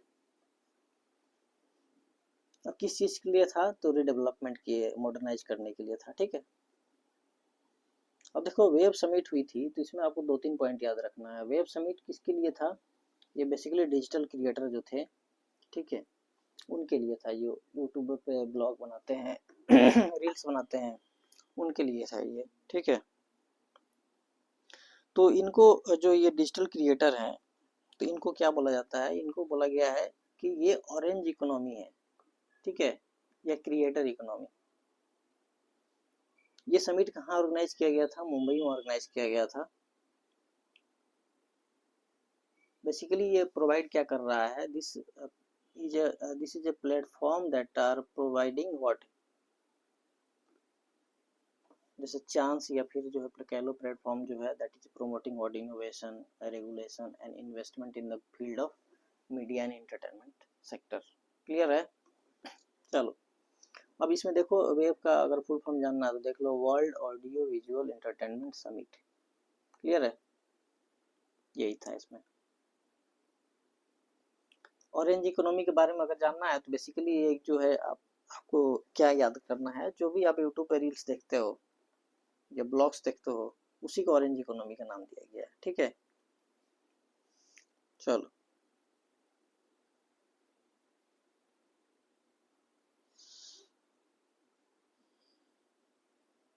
नाउ काशी तमिल संगम 3.0, ये तीसरी मीटिंग हुई थी संगम की, कहाँ पे? काशी में, वाराणसी, उत्तर प्रदेश। ओके, इसमें देखो क्या है कि ये किसने ऑर्गेनाइज किया था, आपको याद रखना है कि मिनिस्ट्री ऑफ एजुकेशन ने ऑर्गेनाइज किया था। इनके साथ बहुत सारी और मिनिस्ट्री थी, मिनिस्ट्री ऑफ एजुकेशन के साथ और भी मिनिस्ट्रीज थी along with government of Uttar Pradesh. ठीक है, अब इससे जो है बेसिकली क्या है, इस संगम का क्या जो है एम है, इसमें जो है क्या करना है, दिस दिस मीटिंग या जो संगम है उसका जो एम क्या है, aim is to reaffirm the deep rooted civilisational tie between Tamil Nadu and Kashi. ठीक है, उसको फिर से जो है जिंदा करना पुनः। ठीक है, उसके लिए है कि एक जो एंशियंट टाई था काशी और काशी मतलब वाराणसी और जो है आप तमिलनाडु के बीच में, ठीक है, एंशियंट टाइम में, उसको जो है फिर से जो है रिवाइव करने के लिए ये संगम जो है ऑर्गेनाइज किया गया था। ये अपने आप में कौन सा कैटेगरी का है? तीसरे कैटेगरी का। दो पहले हो चुके हैं, दो पहले जो है कब हुए थे देखो, ये पहला जो समिट हुआ था वो 22 में हुआ था, दूसरा जो समिट हुआ था वो है 23 में हुआ था, और थर्ड जो है अभी हुआ है कब? 2025 में। क्लियर है? चलो इसमें जो थर्ड वाले का जो सेंट्रल थीम था क्या था कि ये जो बेसिकली इसमें जो वर्क था, जो थीम रिवॉल्व कर रही थी किसके अराउंड कर रही थी? The contribution of sage Agastya Rishi, जो अगस्त्य ऋषि थे उनके कंट्रीब्यूशन पे डिस्कशन हो रहा था इस मीटिंग में। ओके, आई होप क्लियर है आपको। चलो then in the next part we are going to see reports and indices। अब इसमें देखो क्या है कि पहला रिपोर्ट आपका क्या है, परफॉर्मेंस ग्रेडिंग इंडेक्स। तो कौन देता है? तो this index is given by ministry of education. तो जब मिनिस्ट्री ऑफ एजुकेशन है तो उसका काम तो एजुकेशन में ही होगा। तो इसमें करना क्या है कि बेसिकली ध्यान से सुनना कि ये जो रिपोर्ट है, जो इंडेक्स है, स्टेट्स की रैंकिंग करती है। ठीक है, उनके एजुकेशन के जो स्टेटस है, कितना डेवलप्ड एजुकेशन सिस्टम है उनका, उसके बेसिस पे ये रैंकिंग देती है स्टेट्स की। बस इसमें इतना याद रखोगे। दो तीन पॉइंट और इसमें आपको मैं बताता हूँ कि ये जो है स्कीम कब लॉन्च हुआ था? 2017 में लॉन्च हुआ था। ठीक है, अब क्यों लॉन्च किया गया था? बेसिकली ये जो है ताकि स्टेट अपने आप में आपस में compete करें। ठीक है, compete करके जो बेस्ट एजुकेशन पॉलिसी खुद ले आए और अपने जो स्टेटस जो है टॉप पे, मतलब कोशिश करें कि उनके स्टेटस जो है टॉप पे आ जाए। ठीक है, तो रैंकिंग दी जाती है तो बेसिक उसका मकसद क्या होता है? उसकी टारगेट यही होता है कि रैंक को देख करके मोटिवेट होते हैं जो नीचे रैंक वाले हैं, ऊपर वाले को देख के मोटिवेट होंगे कि हाँ अगर मैं मेहनत करूं तो मैं भी ऊपर टॉप पे जा सकता हूँ। ठीक है, और टॉप वाले को क्या रहता है? प्रेशर रहता है कि हमें काम करना है ताकि हम टॉप पे ही रहें। ओके, बेसिकली इसी के लिए ये लॉन्च किया गया था। ठीक है, अभी गवर्नमेंट इस पे क्यों फोकस ज़्यादा कर रही है? क्योंकि जो न्यू एजुकेशन पॉलिसी 2020 आई है उसमें जो है इसका जो है जिक्र किया गया है। ठीक है, तो ये रैंकिंग जो है बेसिकली 6 की डोमेन्स में दी जाती है अक्रॉस 73 इंडिकेटर्स। तो कैटेगरी जो स्टेट्स की डिवाइड की गई है उसमें जो है जो दक्ष जो है सबसे टॉप कैटेगरी का स्टेटस है, और आकांक्षी 3 द लोएस्ट कैटेगरी। तो इसमें देखो क्या 2-3 पॉइंट याद करने हैं कि जो ये आपका ये मेघालय जो है वो सबसे लोएस्ट स्कोर इसको मिला है, और ये किस कैटेगरी में है, आकांक्षा 3 में, आकांक्षी 3 में है। ठीक है, अब एक पॉइंट और इसमें आपको याद रखने हैं कि नो स्टेट्स और यूटीज अचीव टॉप 4 पोजीशन। जो टॉप 4 का जो पोजीशन है खाली है इस इंडेक्स में, आप नीचे देखो इस टेबल में, see this 4 place is empty, left empty, इसको खाली छोड़ दिया गया है क्योंकि किसी स्टेट ने इतना अच्छा परफॉर्म ही नहीं किया कि उनको जो है दक्ष का स्टेटस दिया जाए या उत्कर्ष का दिया जाए, अति उत्तम का दिया जाए। ठीक है, तो 4 को खाली छोड़ा गया है, और प्रचेष्टा 1 में किसको है, चंडीगढ़ को दिया गया है। प्रचेष्टा 2 में भी कोई स्टेट या यूटीज नहीं है। ठीक है, क्लियर है। अब ये यूपी से रिलेटेड क्या है कि गौतम बुद्ध नगर ओनली जो डिस्ट्रिक्ट है यूपी का जिसका जो है हाई परफॉर्मेंस में रखा गया है कि इसकी परफॉर्मेंस जो है थोड़ी ठीक है बाकी के कंपैरिजन में। ठीक,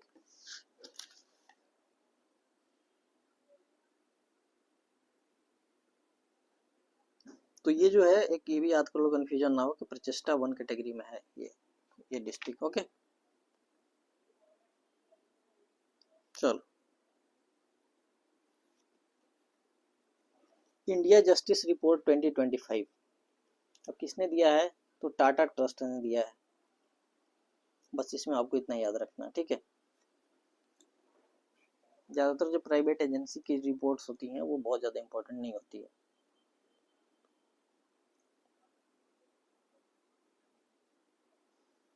अब ये देखो बहुत इंपॉर्टेंट न्यूज है, population estimation of riverine dolphin.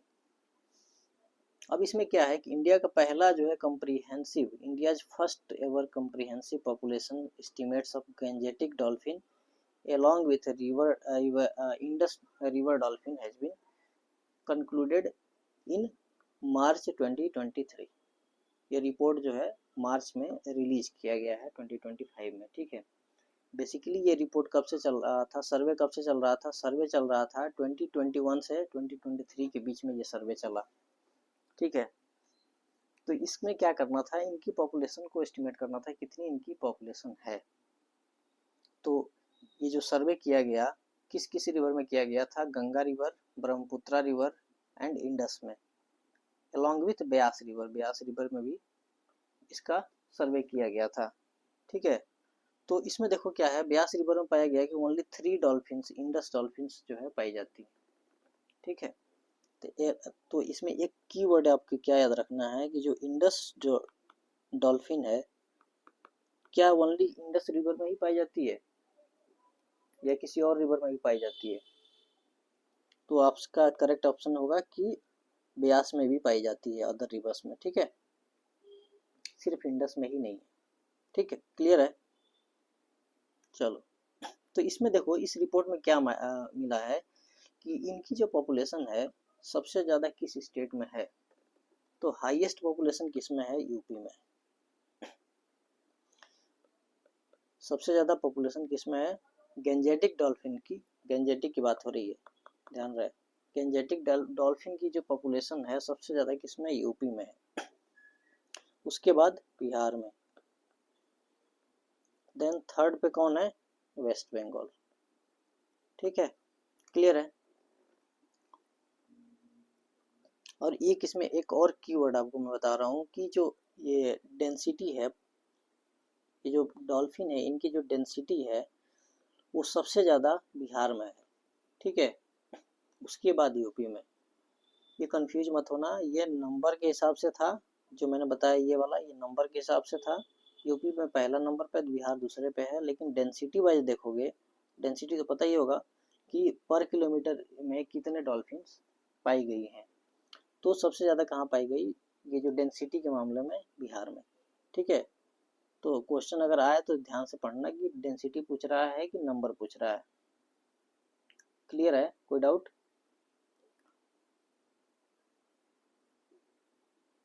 नहीं समझ में आया क्या, अरे यार देखो ये जो है ये 1 किलोमीटर के एरिया में, ठीक है, कितने डॉल्फिन पाए जा रही हैं।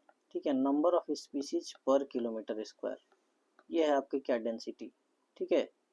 और टोटल नंबर कितने हैं, टोटल नंबर, जो टोटल नंबर है वो आपको बताता है कि इनकी पॉपुलेशन कितनी है, ठीक है।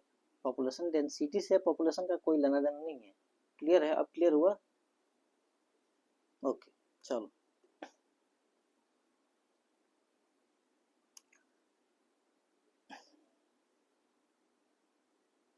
ये इम्पोर्टेंट है आपका।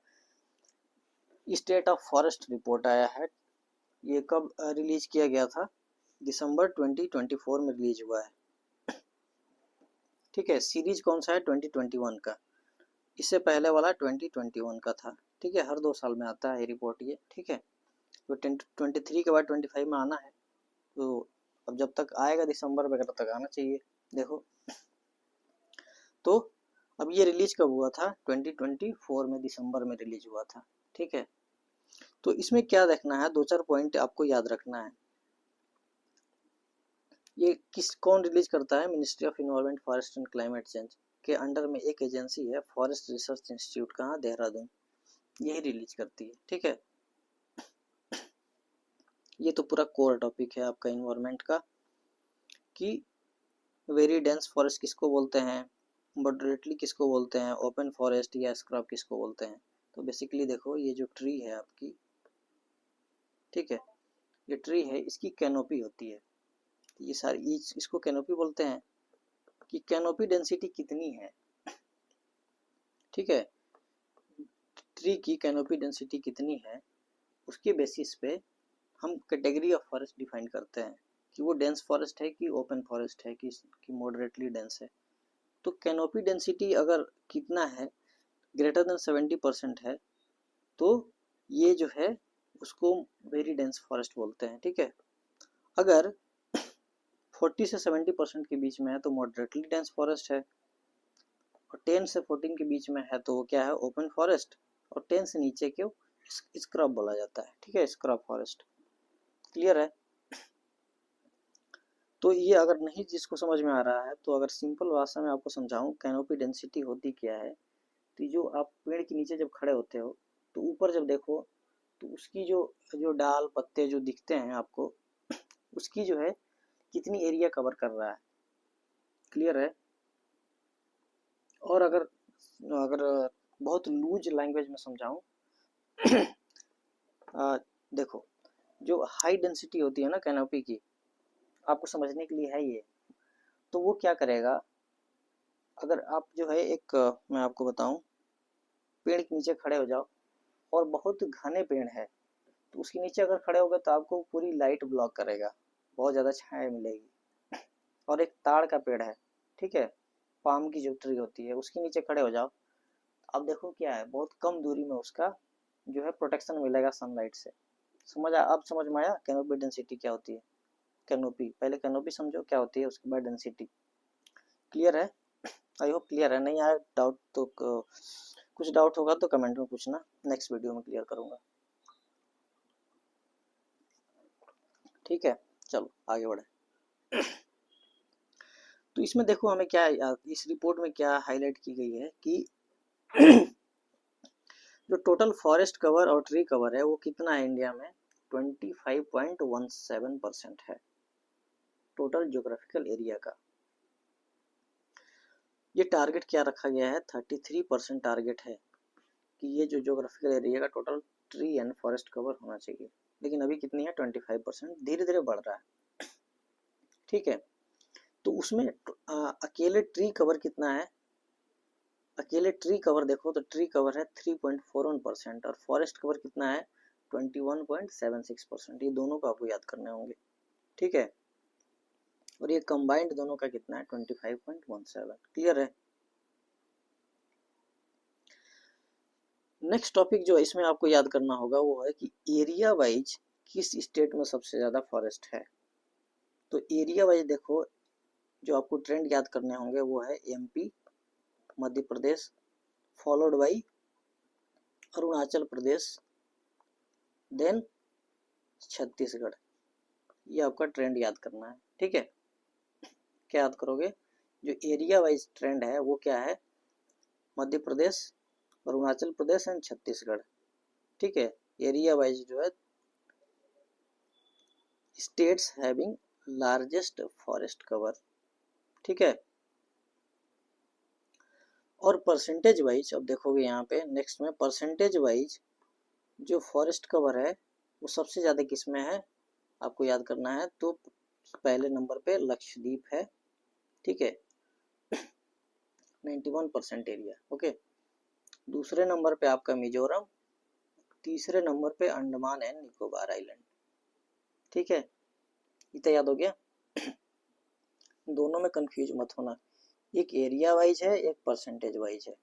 ठीक है, दोनों को आपको याद करने होंगे।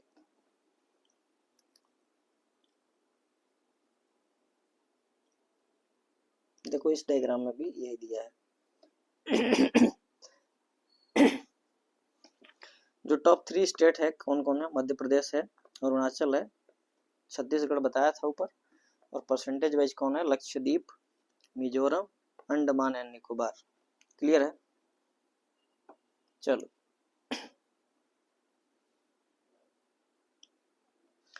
जो मैक्सिमम इंक्रीज है फॉरेस्ट एंड ट्री कवर में वो कहाँ किस स्टेट में है, वो छत्तीसगढ़ में है। ठीक है, जस्ट मिनट।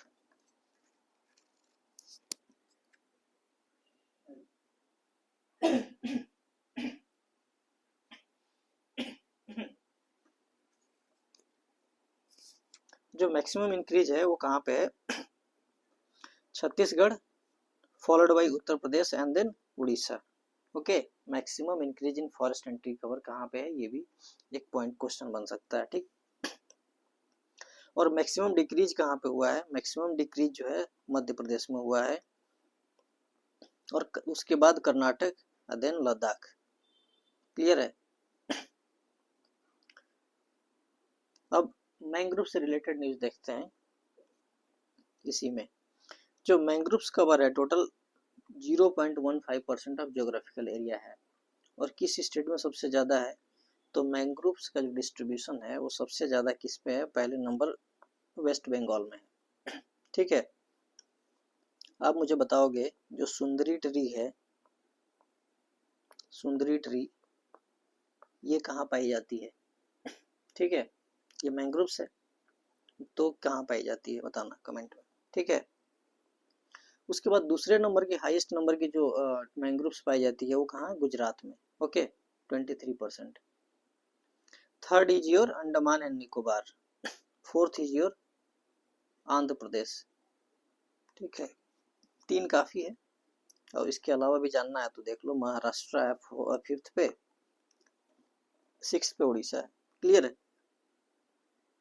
अब इस रिपोर्ट में अगला पॉइंट जो इम्पोर्टेंट है आपको जानने के लिए कि वो क्या है, कि bamboo cover, bamboo bearing states में रैंकिंग की गई है, तो सबसे ज़्यादा जो है किसको किस स्टेट को टॉप पे रखा गया है, तो ये मध्य प्रदेश में मैक्सिमम नंबर ऑफ एरिया है जो जिसमें बैम्बू उगाया गया है। ठीक है, मध्य प्रदेश। मध्य प्रदेश के बाद एमपी के बाद कौन है, आपका अरुणाचल प्रदेश है, और उसके बाद महाराष्ट्र है। ये टॉप 3 स्टेट्स हैं जिनमें ये बैम्बू जो है मैक्सिमम अमाउंट में पाया गया है। ठीक है, ये पॉइंट एक ट्रेंड आपको याद रखने होंगे। और दूसरा ये है कि बैम्बू कवर जो है पिछले सेंसस के कंपैरिजन में इंक्रीज हुआ है। ठीक ठीक है, क्लियर है। चलो आगे बढ़े। अब ये देखो यहाँ पे एक जो टॉपिक था हमने बताया आपको, यहाँ पे मैक्सिमम डिक्रीज हुआ है मध्य प्रदेश में, तो इसी को टैकल करने के लिए एमपी गवर्नमेंट ने एक इनिशिएटिव लॉन्च की थी जो हम आगे पढ़ेंगे। ठीक है, एआई बेस्ड। ठीक है, उस सर्विलांस सिस्टम बनाया है फॉरेस्ट के लिए। ठीक है, उसको हम लोग देखेंगे आगे। एक्सेस टू मेडिसिन इंडेक्स ये कौन देता है, देखो ये देती है एक फाउंडेशन है, एक्सेस टू मेडिसिन फाउंडेशन। ठीक है, ये रिलीज करती है। तो आपको इसमें याद रखना है कि कौन सी एजेंसी देती है ये रिपोर्ट। ओके, बेसिकली इसमें क्या है कि किस मेडिसिन को कितनी एक्सेस है, कौन सी मेडिसिन को किस कंट्री में कितनी एक्सेस है। ठीक है,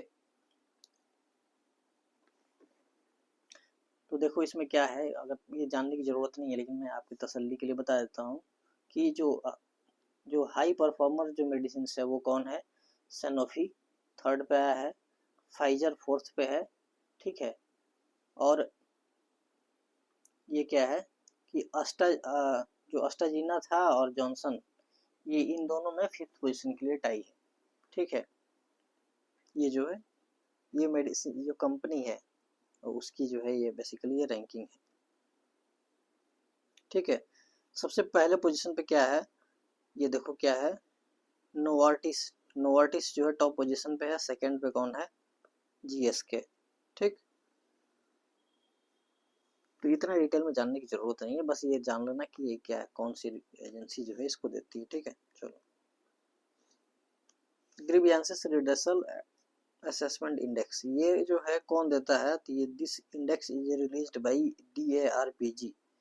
तो DARPG क्या है, बेसिकली DARPG क्या है, डिपार्टमेंट डीआर, देखो DARPG, ये बेसिकली देखो ये क्या है, इसका फुल फॉर्म है department of administrative reforms and public grievances.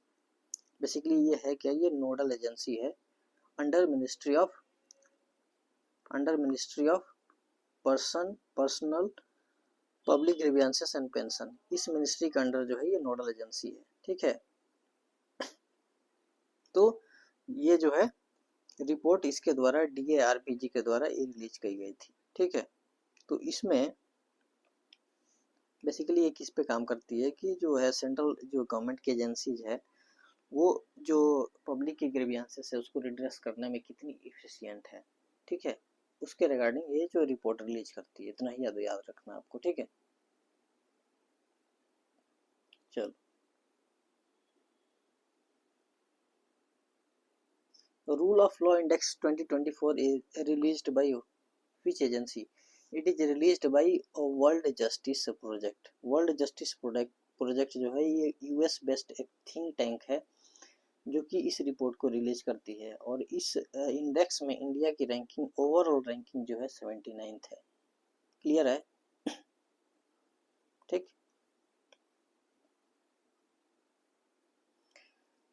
अब देखो नेशनल वाटर अवार्ड दी गई है, ठीक है। और कि ये जो है 5th नंबर का था, 5th नेशनल वाटर अवार्ड। तो किस मिनिस्ट्री के द्वारा दिया गया है, तो आपको याद रखना है मिनिस्ट्री ऑफ जल शक्ति, ओके। मिनिस्ट्री ऑफ जल शक्ति के द्वारा दी जाती है। और टॉप पे कौन है, फर्स्ट रैंक किसको मिला है, उड़ीसा को, ठीक है। सेकेंड आपको किसको मिला है, यूपी को, ठीक है। ये आपको 2 को याद रखना है, ठीक है।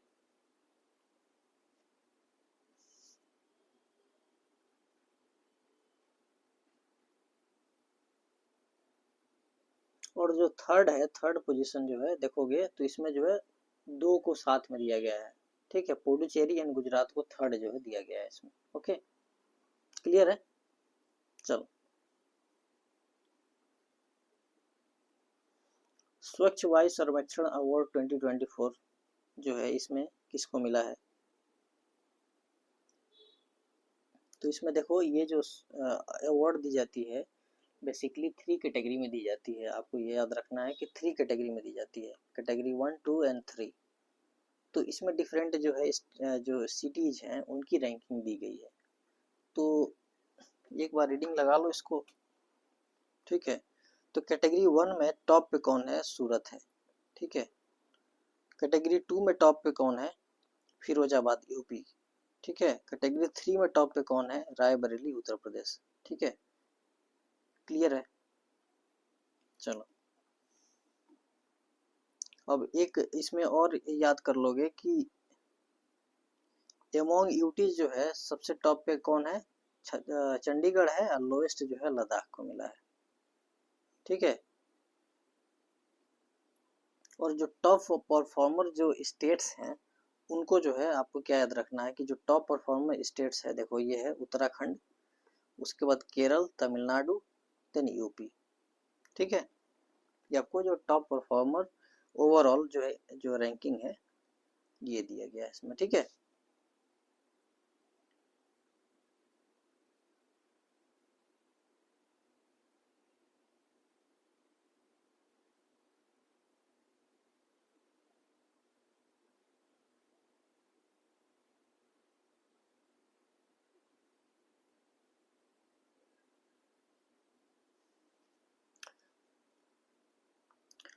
जस्ट करेक्ट वन थिंग, ये जो रैंकिंग है आपकी, ये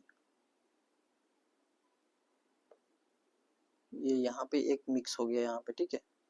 देखो यहाँ पे क्या है कि ये आपको जो वायु सर्वेक्षण वाला जो था, एक minute, just a minute, one small correction, ये जो पेज की वजह से कंफ्यूजन हो गया। देखो स्वच्छ वायु सर्वेक्षण जो है 2024 का, ये इसमें जो परफॉर्मर स्टेट्स हैं, ये 3 कैटेगरी में दी जाती है। वो जितना मैंने बताया था वो बिल्कुल सही था, ये सारी चीज़ें।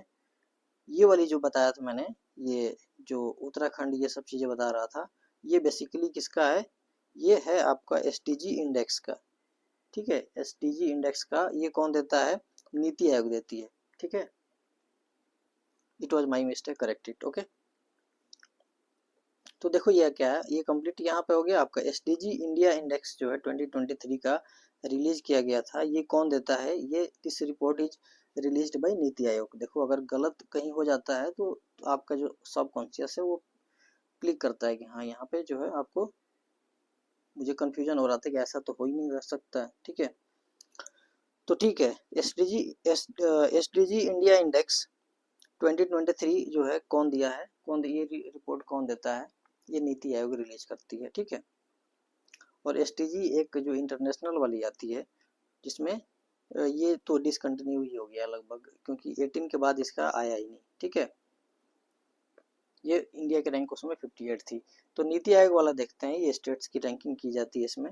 जो SDG जो टारगेट रखा गया है, तो उसमें स्टेट्स की परफॉर्मेंस जो है कितनी है, किसी स्टेट की कितनी अच्छी परफॉर्मेंस है, उसी के बेसिस पे जो है ये स्टेट्स की रैंकिंग की जाती है, ठीक है। तो एक आपको इसमें कीवर्ड और नोट कर लेना कि ये जो सस्टेनेबल डेवलपमेंट इंडेक्स है, इसमें जो स्टेट्स की रैंकिंग की जाती है, इसमें जो 2 एक्स्ट्रा इसमें इंडिया नीति आयोग ने क्या शामिल किया है, वो है कि इसमें बैंक का पेनिट्रेशन और जो है एजुकेशन, वीमेन एजुकेशन, ठीक है, ये दोनों को भी ऐड किया गया है, ठीक है। तो आप ये बताओगे कि SDG इंडेक्स जो है, जो कि ये 2018 में इंडिया की रैंक 58 थी, वो कौन देता है, कमेंट में बताओ, बताना।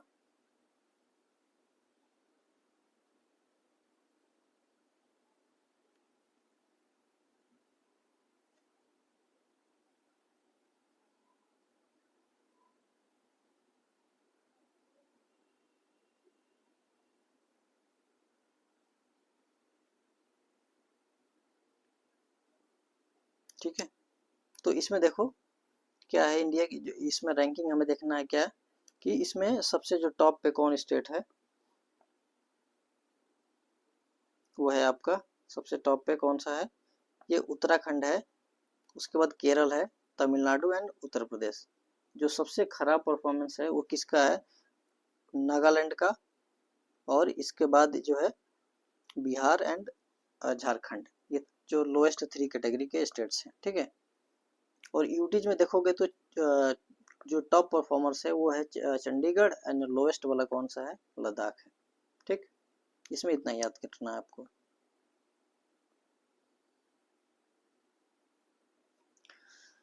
ट्रैवल एंड टूरिज्म इंडेक्स कौन देता है, travel and tourism index is released by world economic forum, ठीक है। अब ये जो है इंडेक्स देने के लिए इस कितने पैरामीटर्स और डायमेंशंस को कवर करती है, तो इंडेक्स में 5 dimensions plus 17 pillars across 102 individual indicators को यूज करके जो है ये रिपोर्ट्स देती है, ठीक है, क्लियर है। तो देखो इसमें क्या है कि इस रैंकिंग में US टॉप पे है, क्लियर है, और इंडिया का रैंक इम्प्रूव हुआ है, ठीक है। इंडिया का रैंक देखो 2021 में 54th था, जो कि इम्प्रूव होकर के 2024 में क्या हो गया 39, ठीक है। तो ये पॉजिटिव है, ओके। चलो, then we are going to see miscellaneous news. Miscellaneous news में एक टॉपिक है एयर इंडिया जो प्लेन क्रैश हुआ था, उसके रिस्पेक्ट में हम लोग देखेंगे। इसमें वही पॉइंट देखेंगे हम जो एग्जाम के पॉइंट ऑफ व्यू से इम्पोर्टेंट है। बाकी तो मिर्च मसाला है। ठीक, ये अहमदाबाद में हुआ था। ठीक है, तो ये बहुत ही सैड न्यूज़ था, जिसमें 260 जो है इंडिविजुअल्स की डेथ हुई थी। और इसमें on board end of board, जहाँ पे प्लेन गिरा वहाँ पे भी डेथ हुई थी, और बाकी जो प्लेन में बैठे थे उनमें से बस एक पैसेंजर सरवाइव किया, बाकी सभी की डेथ हो गई। ठीक है, तो ये देखो, इसमें 2-3 पॉइंट याद रखने हैं कि इसमें जब एक्सीडेंट होता है इस तरह का, तो कौन सी एजेंसी इन्वेस्टिगेट करती है। तो when accident happens then the investigation is carried out by aircraft accident investigation bureau. ठीक है, ये एजेंसी है जो इसको पूरी इन्वेस्टिगेट करती है कि what was the reason behind such a such a big जो है एक्सीडेंट, या फिर जो फेलियर है, किस वजह से जो है ये एक्सीडेंट हुआ। इंजन फेलियर था, या फिर जो है फ्यूल की सप्लाई नहीं थी, या फिर कोई और रीजन था, एयरोडायनामिक्स का रीजन है। ठीक है, या फिर पायलट की क्या गलती थी। ठीक है, बहुत सारे रीजन्स होते हैं जो जब इन्वेस्टिगेशन होता है तब पता चलता है। ठीक है, तो बेसिकली इसमें देखो क्या टूल्स यूज की जाती है इन्वेस्टिगेशन में, वो यूज आती है ब्लैक बॉक्स। तो ब्लैक बॉक्स एक्चुअली में नाम ब्लैक है, लेकिन होता क्या है, ब्राइट ऑरेंज होता है। ठीक है, किस चीज़ से बना होता है, ये जो है या आइदर स्टील से बना होगा या फिर जो है टाइटेनियम से बना होगा। ठीक है, किस चीज़ से बना, देखो ये लिखा होगा, स्टील या टाइटेनियम से बना होता है, इसलिए जो है हाई टेम्परेचर को ये विदस्टैंड कर सकता है। और ये जो फ्लाइट की जो टेल पार्ट है वहाँ पर लगाया जाता है, टेल पोर्शन में। ठीक है, तो इसमें देखो दो बेसिकली जो है डिवाइसेस अटैच्ड होती हैं इस ब्लैक बॉक्स में, उसको जानना जरूरी है। तो पहला जो डिवाइसेस है वो है डिजिटल फ्लाइट डेटा रिकॉर्डर। ठीक है, इसमें क्या रिकॉर्ड होता है कि जो फ्लाइट है, ठीक है, ये कितने हाइट पे उड़ रही है। ठीक है, ये फ्लाइट है आपकी, वो कितने हाइट पे उड़ रही है। ठीक है, दूसरी बात, एयर की जो है स्पीड कितनी है। ठीक, इंजन की परफॉर्मेंस कंसिस्टेंटली सेम है कि वो डिक्लाइन हो रहा था। ठीक है, तो ये सारे जो है चीज़ों को इसमें रिकॉर्ड की जाती है। और जो दूसरा डिवाइस इसमें अटैच होता है वो है कॉकपिट वॉइस रिकॉर्डर। जो कॉकपिट में जो पायलट बैठे रहते हैं उनकी जो है इसमें वॉइस को रिकॉर्ड करता है कि जब एक्सीडेंट होने लगता है या फिर कुछ दिक्कत आने लगती है, तो पायलट जो है अपनी पूरी कोशिश करते हैं, ठीक है, कि तो फ्लाइट को सेफली कहीं ना कहीं लैंड करे। ठीक है, तो वो क्या बात कर रहे हैं उस समय कि तो उनके जो है कन्वर्सेशन से भी पता चलता है कि हाँ क्या खराबी आई होगी। ठीक है, वो आपस में दो जो पायलट और को पायलट होते हैं तो वो आपस में भी डिस्कस करते हैं कि ये दिक्कत आ गई, ऐसा ही दिक्कत। ठीक है, तो ये जो वॉइस की रिकॉर्डिंग होती है ये दूसरे डिवाइस में होती है। ठीक है, तो ये दोनों किस में होता है, ब्लैक बॉक्स में होता है। ठीक है, क्लियर है, इतना आपको समझ में आ गया होगा। ठीक, अब ये तो है, देखो लिमिटेशन क्या है ब्लैक बॉक्स की। पहली बात ये है कि इसमें वीडियो कैप्चर नहीं होता है। दूसरी बात, ये कभी कभी इसकी जो है फेलियर भी जो है मिला है बहुत जगह पे। ठीक, कि ये जो है इफेक्टिवली जो ये जो डेटा है उसको कैप्चर नहीं किया। ठीक, तो 100% रिलायबल नहीं है। बस ये है कि एक हाथ रफ आइडिया लग जाता है कि क्या वजह थी। ठीक है, अब देखो ये नेक्स्ट न्यूज है, क्या है कि DRR धान 100 या फिर कमला, अगर कमला आ जाए तो ये क्या है, बेसिकली ये जीनोम एडिटेड राइस है। ठीक है, कमला, कमला नाम से आ जाए या फिर जो है DRR धान 100, ये किसने डेवलप किया है, तो ICR ने डेवलप किया है। ठीक है, ICR का एक जो है एलाइड इंस्टीट्यूट है, Indian institute of rice research. ठीक है, ये कहाँ पे, हैदराबाद। ठीक है, उसने इसको डेवलप किया है। ठीक है, ICR के अंडर में काम करता है। ठीक है, क्लियर है। और दूसरी जो वैरायटी के जो राइस है वो देखो क्या है, Pusa DST rice 1। Pusa DST rice 1 किसने डेवलप किया है, ये डेवलप किया गया है by Indian agricultural research institute. ये भी ICAR के अंडर में ही काम करता है, लेकिन इसका ऑफिस कहाँ पे है, न्यू दिल्ली में। क्लियर है, डाउट नहीं है। पहले वाले का ऑफिस कहाँ पे है, हैदराबाद में, दूसरे वाले का न्यू दिल्ली में। ठीक है, क्लियर। अब बेसिकली जीनोम को एडिट करने के पीछे जो है मेन मोटिव क्या है? मेन मोटिव क्या है? Drought and salinity resistant rice variety develop करना। ठीक है, आपने सुना है बैक वाटर केरला में, वहाँ पे जो है राइस की कल्टीवेशन होती है, तो सॉल्ट कैसा है? सॉल्टी होता है। जो वाटर कैसा है? सॉल्टी है। तो वहाँ भी राइस की खेती होती है। ठीक है, तो वो राइस की वैरायटी जो है सैलिनिटी को विदस्टैंड कर लेता है, तो उसी से इंस्पायर्ड होकर के ये जो है ये बनाया गया है ऐसा। ठीक है, क्लियर है? अब देखो national maritime heritage complex. National maritime heritage complex ये कहाँ बना है? आपको इसमें याद रखना है कि लोथल के गुजरात में। ठीक है, गुजरात के लोथल जो आप आईबीसी में पढ़ते हो ना, लोथल, वहीं पे बनाया गया है। क्या? Maritime heritage complex. ठीक है, इसमें बस इतना याद रखना है आपको। अब ये देखो नोबेल प्राइज मिला है, इसको जो है हमें देखना है कि किस कैटेगरी में किसको मिला है और किस काम के लिए मिला है, इतना याद रखना होगा इसमें। तो पहली कैटेगरी हम लोग देखते हैं फिजिक्स की। तो फिजिक्स में किस चीज़ का किसको मिला है और किस वजह से मिला है? तो बेसिकली ये जो है AI, machine learning, deep learning और जो है न्यूरल नेटवर्क जो होता है, आर्टिफिशियल न्यूरल नेटवर्क, इसमें काम करने के लिए इनको मिला है फिजिक्स में। ठीक है, ये कौन है जिनको मिला है? तो ये जो है जे हॉपफील्ड को, ठीक है, जी हिल्टन को, ठीक है, ये दो हैं जो इनको जो है ये मिला है। ठीक है, और काम मैंने बता ही दिया किस काम के लिए था, आर्टिफिशियल न्यूरल नेटवर्क और machine learning. Okay, machine learning, AI, automation, innovation, अगर आपको जानना है कि ये क्या होता है तो आपकी इसी चैनल पे वीडियो पड़ा है, 10-15 मिनट का है, आप वहाँ जाके देख सकते हो। ठीक है, पूरी डिटेल में एक्सप्लेन की गई है। ठीक, चलो केमिस्ट्री में क्या मिला है, किसको मिला है? तो केमिस्ट्री में पहले जानो कि किस चीज़ के लिए मिला है। तो प्रोटीन के रेस्पेक्ट में रिसर्च के लिए मिला है। ठीक है, प्रोटीन का स्ट्रक्चर प्रेडिक्ट करने के लिए। ठीक, तो और दो थे इसमें, तो इनको एक ने क्या कंप्यूटेशनल प्रोटीन का डिजाइन किया। ठीक है, दूसरा जो है स्ट्रक्चर को प्रेडिक्ट किया। तो बेसिकली याद क्या रखना? प्रोटीन, प्रोटीन याद रहेगा तो हो जाएगा। ठीक है, केमिस्ट्री में प्रोटीन के लिए मिला है। किसको मिला है? डेविड बेकर को। ठीक है, और along with that two others are there। ठीक है, डेमिस हेसेविस और जॉन एम जम्पर। ठीक है, इनको केमिस्ट्री के लिए मिला है। और मेडिसिन में किसको मिला है? मेडिसिन में मिला है, देखो दो को मिला है, विक्टर आम्ब्रोस और गैरी रूहकून। ठीक है, गैरी रूहकून नाम तो है थोड़ा टेढ़ा, लेकिन अब एक दो बार रीडिंग लगाओगे हो जाएगा। ठीक है, अब इनके किस फील्ड के लिए मिला है? डिस्कवरी ऑफ माइक्रो आरएनए के लिए। ठीक है, माइक्रो आरएनए। ठीक है,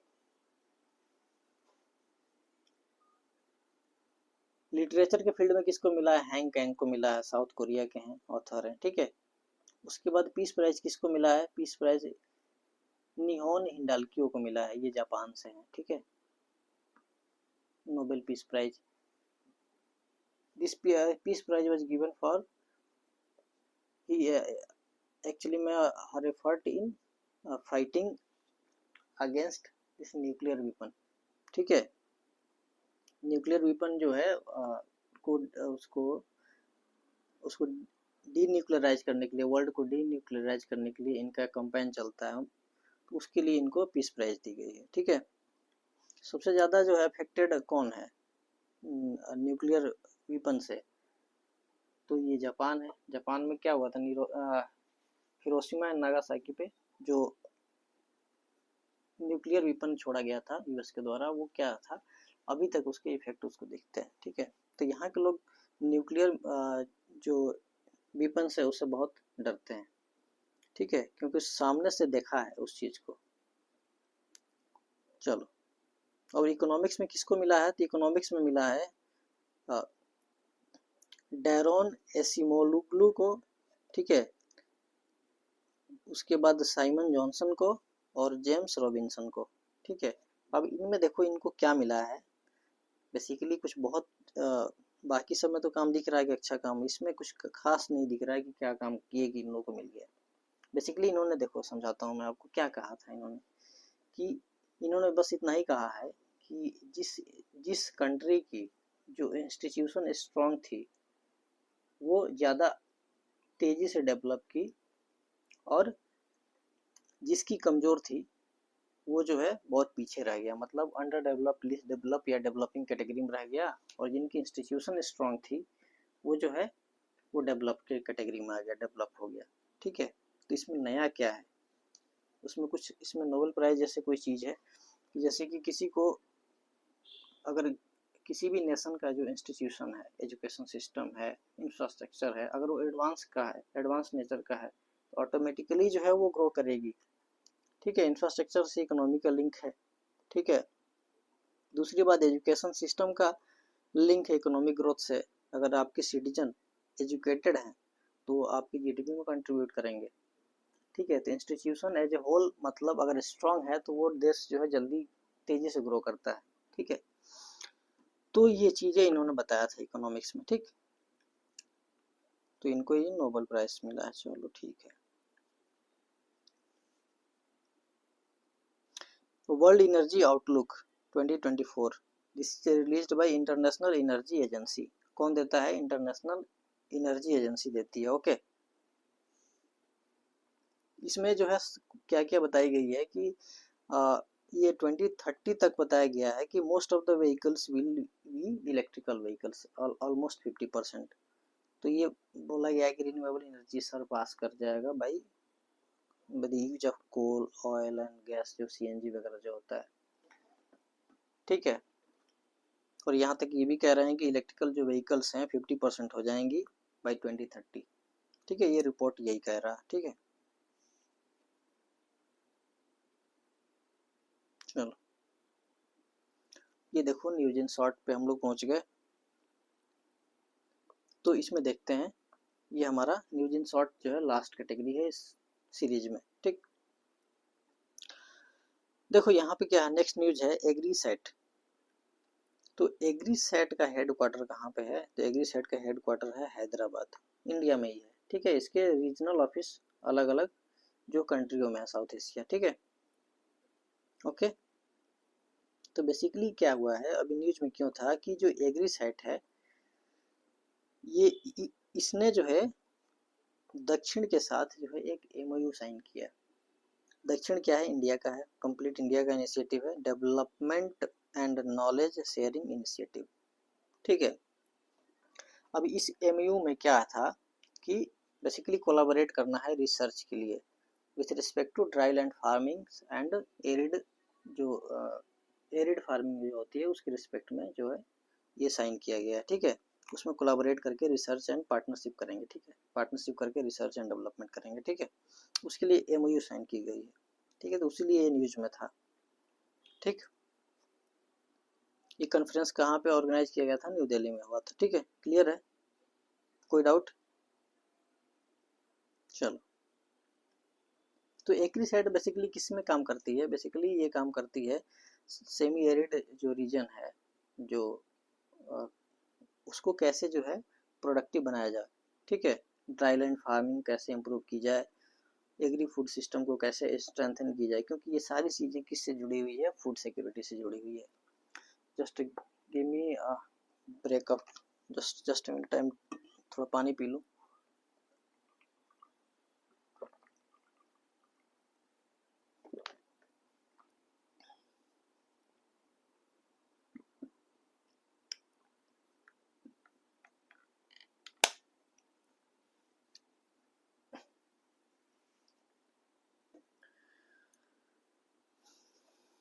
ठीक है, क्लियर है, आगे बढ़ें। चलो, तो next news is with respect to beggar free city. तो Indore has been declared a beggar free city. India का पहला बेगर फ्री सिटी कौन सा है? इंदौर है। क्लियर है, बस इतना ही इसमें जानना है आपको। देखो मैंने आपको बताया था जब state of the forest report पढ़ा रहा था तो महाराष्ट्र मध्य प्रदेश में फॉरेस्ट कवर डिक्रीज हुआ है। तो देखो यहाँ पे क्या है, मैंने आपको बताया था कि नीचे एक न्यूज है, आपको बताऊंगा मैं।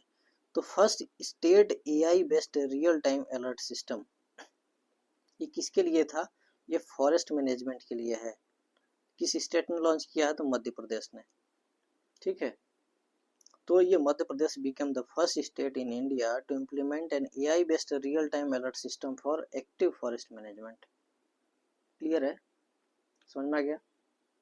बैकग्राउंड क्या था मैंने आपको बताया था ऊपर। ठीक, चलो, त्रिभुवन सहकारी यूनिवर्सिटी एक्ट, त्रिभुवन सहकारी यूनिवर्सिटी एक्ट जो है 2024 में लोकसभा में पास हुआ। ठीक है, अब बेसिकली इसमें क्या करना है कि जो सहकारी जो कोऑपरेटिव सोसाइटी होती है, कोऑपरेटिव्स, ठीक है, उसको स्ट्रेंथन करने के लिए, उस पर रिसर्च करने के लिए, इन्वेस्ट करने के लिए ये जो है एक्ट लाया गया है। बनाई जाएगी यूनिवर्सिटी, ठीक है, वहाँ पे रिसर्च वर्क होगा। ठीक है, ये कैसा है, इंडिया का पहला जो है इस तरह का यूनिवर्सिटी होगा। ठीक है, इस कैटेगरी का, मतलब कोऑपरेटिव यूनिवर्सिटी, समझ में आ रहा? इसके नेम जो है त्रिभुवन, त्रिभुवन किसके नाम पर रखा गया है? तो जो अमूल, आपका जो दूध अमूल आता है ना, अमूल, अमूल मिल्क, अमूल कर्ड, अमूल जो पनीर, ये सब जो है उसका अमूल का, अमूल के जो फाउंडर थे त्रिभुवन के पटेल, ठीक है, उनके नाम पे ये रखा गया यूनिवर्सिटी का है। ठीक है, बेसिकली इतना ही याद करना है इसमें। बनतारा वाइल्ड लाइफ कंजर्वेशन प्रोजेक्ट कहाँ पे चल रहा है? तो जामनगर गुजरात में चल रहा है। अब इस प्रोजेक्ट के अंडर में क्या करना है, जो ये वाइल्ड लाइफ का रेस्क्यू करना है, ठीक है, केयर करना है, रिहेबिलिटेट करना है। ठीक है, क्लियर है?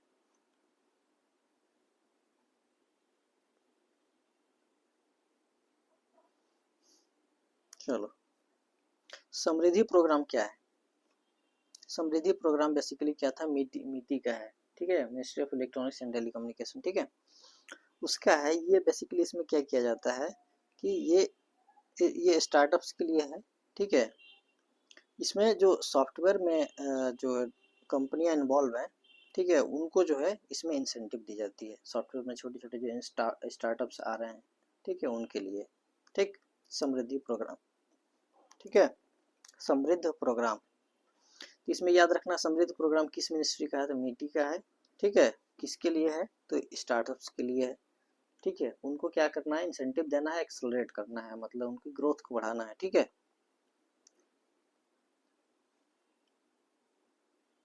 चलो, इंडिया जो फर्स्ट ऑर्गेनिक फिशरी क्लस्टर कहाँ पे डेवलप हुआ है? तो सिक्किम में हुआ है। इंडिया जो first organic fishery cluster was developed in Sikkim. Okay, अब इसको डेवलप करने के लिए कौन सी एजेंसी जो है हेल्प कर रही है? तो आपको कर रही है NABARD. NABARD is the key stakeholder that are developing what? Fishery and aquaculture that are organic in nature. ठीक है, ये कहाँ पे हो रहा है? आपका सिक्किम में, याद रखना इंपॉर्टेंट है। ठीक है,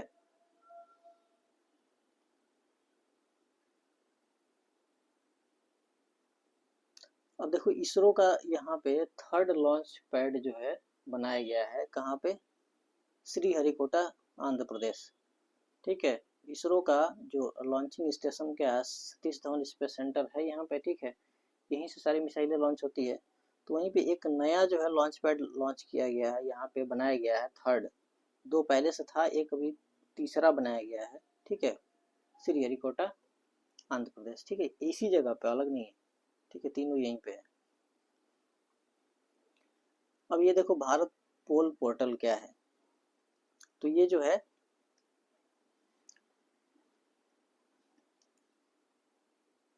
बेसिकली क्या हुआ था, ये भारत पोल पोर्टल क्या है, ये एक ऐसा प्लेटफॉर्म है जहाँ पे डेटा जो है एक इंटीग्रेट करके रखा जाएगा, और जिस एजेंसी को ज़रूरत पड़ेगी, जो पुलिस या सीबीआई हो गई, ठीक है, या एनआईए हो गई, उसको ज़रूरत अगर डेटा की पड़ेगी तो यहाँ से वो एक्सेस कर पाएगी। ठीक है, ये रिसेंटली इनॉग्रेट किया गया था बाई होम मिनिस्टर। ओके, और किसने डेवलप किया है? CBI ने इसको जो है, this portal was developed by CBI। ठीक है,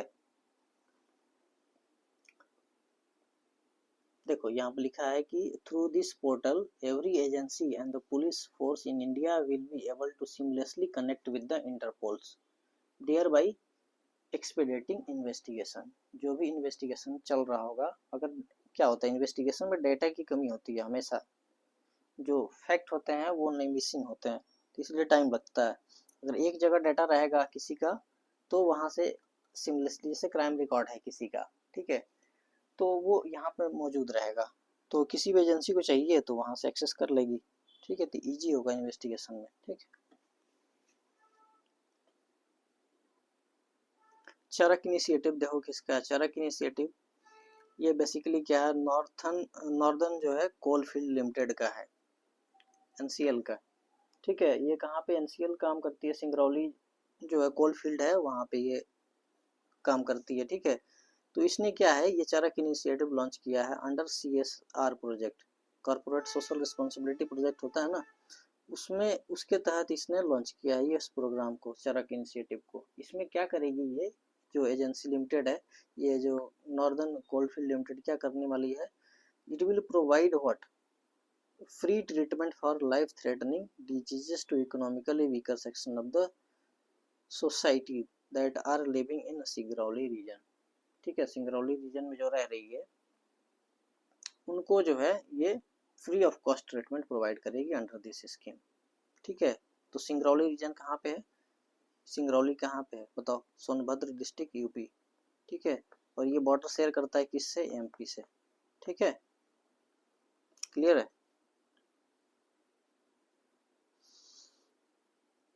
अब ये देखो यहाँ पे क्या है कि सेंटर स्क्रैप कर लिया है, सेंटर ने स्क्रैप कर लिया, हटा लिया है। अब क्या, नो डिटेंशन पॉलिसी। ठीक है, अब नो डिटेंशन पॉलिसी में क्या था कि बेसिकली क्लास 5th और क्लास 8th में बच्चे जो पास नहीं हो पाते थे, फेल हो जाते थे, उनको प्रमोट करके नेक्स्ट क्लास में भेज दी जाती थी। क्लियर है, ध्यान से समझना। नो डिटेंशन पॉलिसी में क्या था कि अगर 5th क्लास और 8th क्लास में बच्चे अगर फेल हो जाते हैं तो उनको प्रमोट करके नेक्स्ट क्लास में प्रमोट कर दिया जाता था। ठीक है, 5th में है तो 6th में चला जाएगा और 8th में है तो 9th में चला जाएगा। ठीक है, तो ऐसा चल रहा था, उसको सेंटर ने अभी जो है रूल को अमेंड करके हटा दिया ये सिस्टम। ठीक है, तो ये अभी देखो 2024 में नया रूल आया है, राइट टू एजुकेशन पॉलिसी में। ठीक है, अमेंडमेंट करके ये नया रूल लाया गया है कि अब फेल होंगे बच्चे तो स्कूल डिटेन कर सकती है उसी क्लास में, पास हो फिर आगे जाना। ठीक है, क्लियर है, कोई डाउट।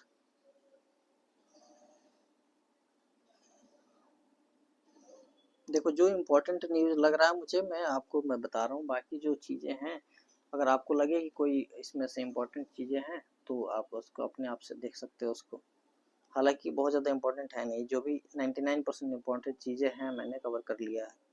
ठीक है, फिर भी अपने तसल्ली के लिए एक रीडिंग चाहो तो जो मैंने न्यूज़ छोड़ा है उसको आप लगा सकते हो एक रीडिंग। ठीक है, क्योंकि एक लिमिट है, कितना याद रख पाओगे। ठीक है, फर्स्ट एशियन बुद्धिस्ट समिट जो है कहाँ पे हुआ था, तो न्यू दिल्ली में हुआ था। This event was organised by ministry of culture along with IBC international Buddhist confederation. ठीक है, अब ये दोनों मिल के जो है ये एक जो समिट को ऑर्गेनाइज किया गया था। अब इस समिट का मेन मकसद क्या था, बेसिकली क्या करना था, जो बुद्ध धम्म है, ठीक है, उसको स्ट्रेंथन करना है कहाँ पे, एशिया रीजन में। ठीक है, उसके लिए ये समिट ऑर्गेनाइज की गई थी। कब ऑर्गेनाइज की गई थी, 5 to 6 नवंबर 2024। ओके, इंपॉर्टेंट है कल्चरल के हिसाब से, art and culture. Okay, Buddhism Jainism अपने आप में बहुत ही इंपॉर्टेंट टॉपिक है, हर एग्जाम में क्वेश्चन आते हैं। बुद्धिज्म जैनिज्म कभी भी छोड़ के नहीं जाना चाहिए एग्जाम में। ठीक है, और हमेशा न्यूज में भी कहीं ना कहीं रहते ही रहते हैं। ठीक है,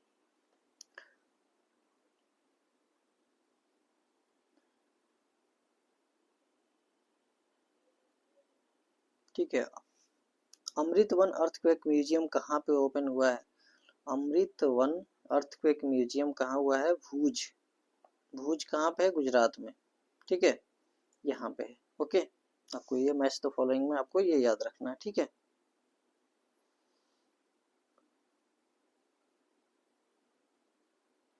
पीएम विद्या लक्ष्मी स्कीम, देखो इसमें क्या है, पीएम विद्या लक्ष्मी स्कीम क्या है, सेंट्रल सेक्टर स्कीम है ये, central sector scheme 100% funded by central government. Okay, अब इसमें क्या करना है, ध्यान से सुनना, इसमें जो है मेरिटोरियस स्टूडेंट जो weaker section of the society से आते हैं, जिनको पैसे की दिक्कत है, उनको जो है collateral free and guarantor free loan provide की जाएगी इसमें, ठीक है। कैसा लोन, कोलेटरल फ्री, इसमें कुछ भी गिरवी नहीं रखनी है, ठीक है, कोई गारंटर की जरूरत नहीं है, ठीक है। अप टू 7.5 लाख लोन मिलेगा इसमें, ठीक है।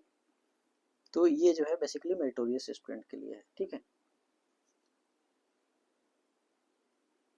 चलो रीसेट प्रोग्राम जो है इसको देखना है हमें। रीसेट प्रोग्राम 2 मिनिस्ट्री ने मिलकर लॉन्च किया है, ठीक है। तो पहली है मिनिस्ट्री ऑफ स्पोर्ट्स, ठीक है, दूसरी मिनिस्ट्री है ministry of labour and employment, ये दोनों ने मिलकर के इस रीसेट प्रोग्राम को लॉन्च किया है। अब रीसेट का फुल फॉर्म देखो तो अपने आप आपको समझ में आ जाएगा। रीसेट का फुल फॉर्म क्या है कि retired sports person empowerment training programme. Okay, retired sports person empowerment training programme, नाम से ही समझ में आ रहा है कि जो स्पोर्ट्स पर्सन रिटायर हो चुके हैं, ठीक है, उनको जो है स्पेशल स्किल डेवलप करा करके कहीं और पे एम्प्लॉयमेंट मिल सके उनको, ऐसा काम करना है, ठीक है, ठीक है, क्लियर है। चलो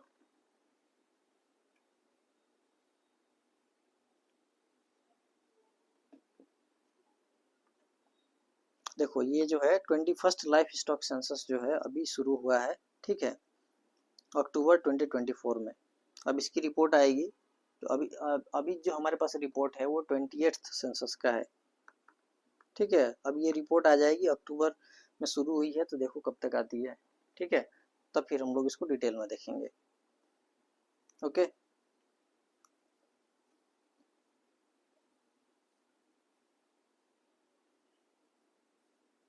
ठीक है। इंडिया फर्स्ट कॉन्स्टिट्यूशनल म्यूजियम कहाँ बना है, तो ये बना सोनीपत हरियाणा। ओके,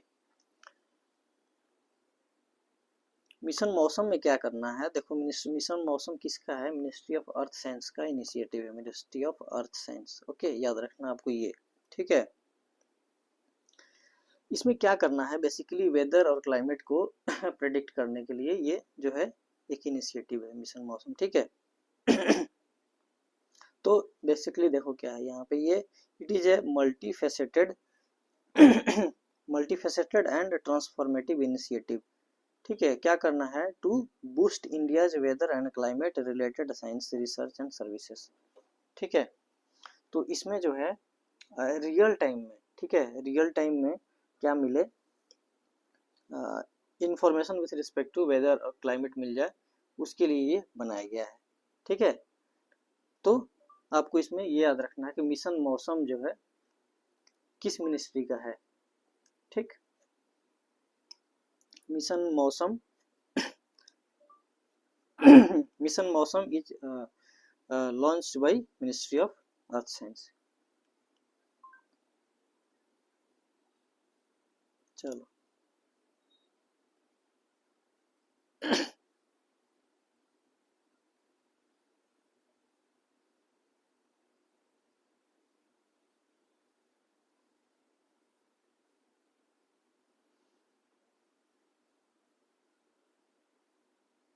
चलो, ये बेसिकली ये क्या है, सुप्रीम कोर्ट का क्या फ्लैग एंड एम्ब्लेम के बारे में बात है ठीक है, तो इसमें कुछ है नहीं खास। तो अभी हम लोग जो है हम लोग कंप्लीट कर लिया 1 ईयर का पूरा करंट अफेयर्स, ठीक है। देखो अभी हमने कंप्लीट किया कहाँ से, जून 2024 से जून 2025 तक कंप्लीट कर लिया, ठीक है। अब जो आपकी जुलाई की जो ये न्यूज है वो मंथली में कवर होगा, मंथली जो करंट अफेयर्स में पढ़ाऊंगा उसमें कवर हो जाएगी, जुलाई अगस्त इस सब जो है, इसके बाद जो है मंथली वाइज कंप्लीट होगा, ठीक है। तो इसको आप रिवाइज करो, एक बार समझ में आया हो तो ठीक है, नहीं तो फिर दोबारा से देखना, चीज़ों को मैंने बहुत सिंपल लैंग्वेज में एक्सप्लेन किया। हर एक पॉइंट को मैंने ब्रेक करके समझाने का आपको कोशिश किया ताकि इजीली जो है रिटेन हो सके। ठीक है, तो 1 या 2 बार रिवाइज करोगे प्लस रीडिंग लगा लोगे एक बार। इसमें 99% न्यूज को मैंने कवर कर दिया है। ठीक है, जो एक दो न्यूज मैंने छोड़ा वो इम्पोर्टेंट नहीं था। ठीक है, अगर आपको लगे कि वो इम्पोर्टेंट है तो आप उसको एक बार देख सकते हो, रीडिंग लगा सकते हो। ठीक है, बाकी आप कमेंट करके मुझे बताओ कि आपको ये कैसा लगा। ठीक है, अगर इसमें आपको कुछ इम्प्रूवमेंट की ज़रूरत है तो भी बता सकते हो। ठीक है, और अगर अच्छा लगा तो फिर उसको भी कमेंट करके बताओ। ठीक है, इसको जो है शेयर करो अपने फ्रेंड्स के साथ, प्लस चैनल को सब्सक्राइब नहीं किया हो तो सब्सक्राइब करो। ठीक है, और keep studying, keep progressing. Okay, thank you.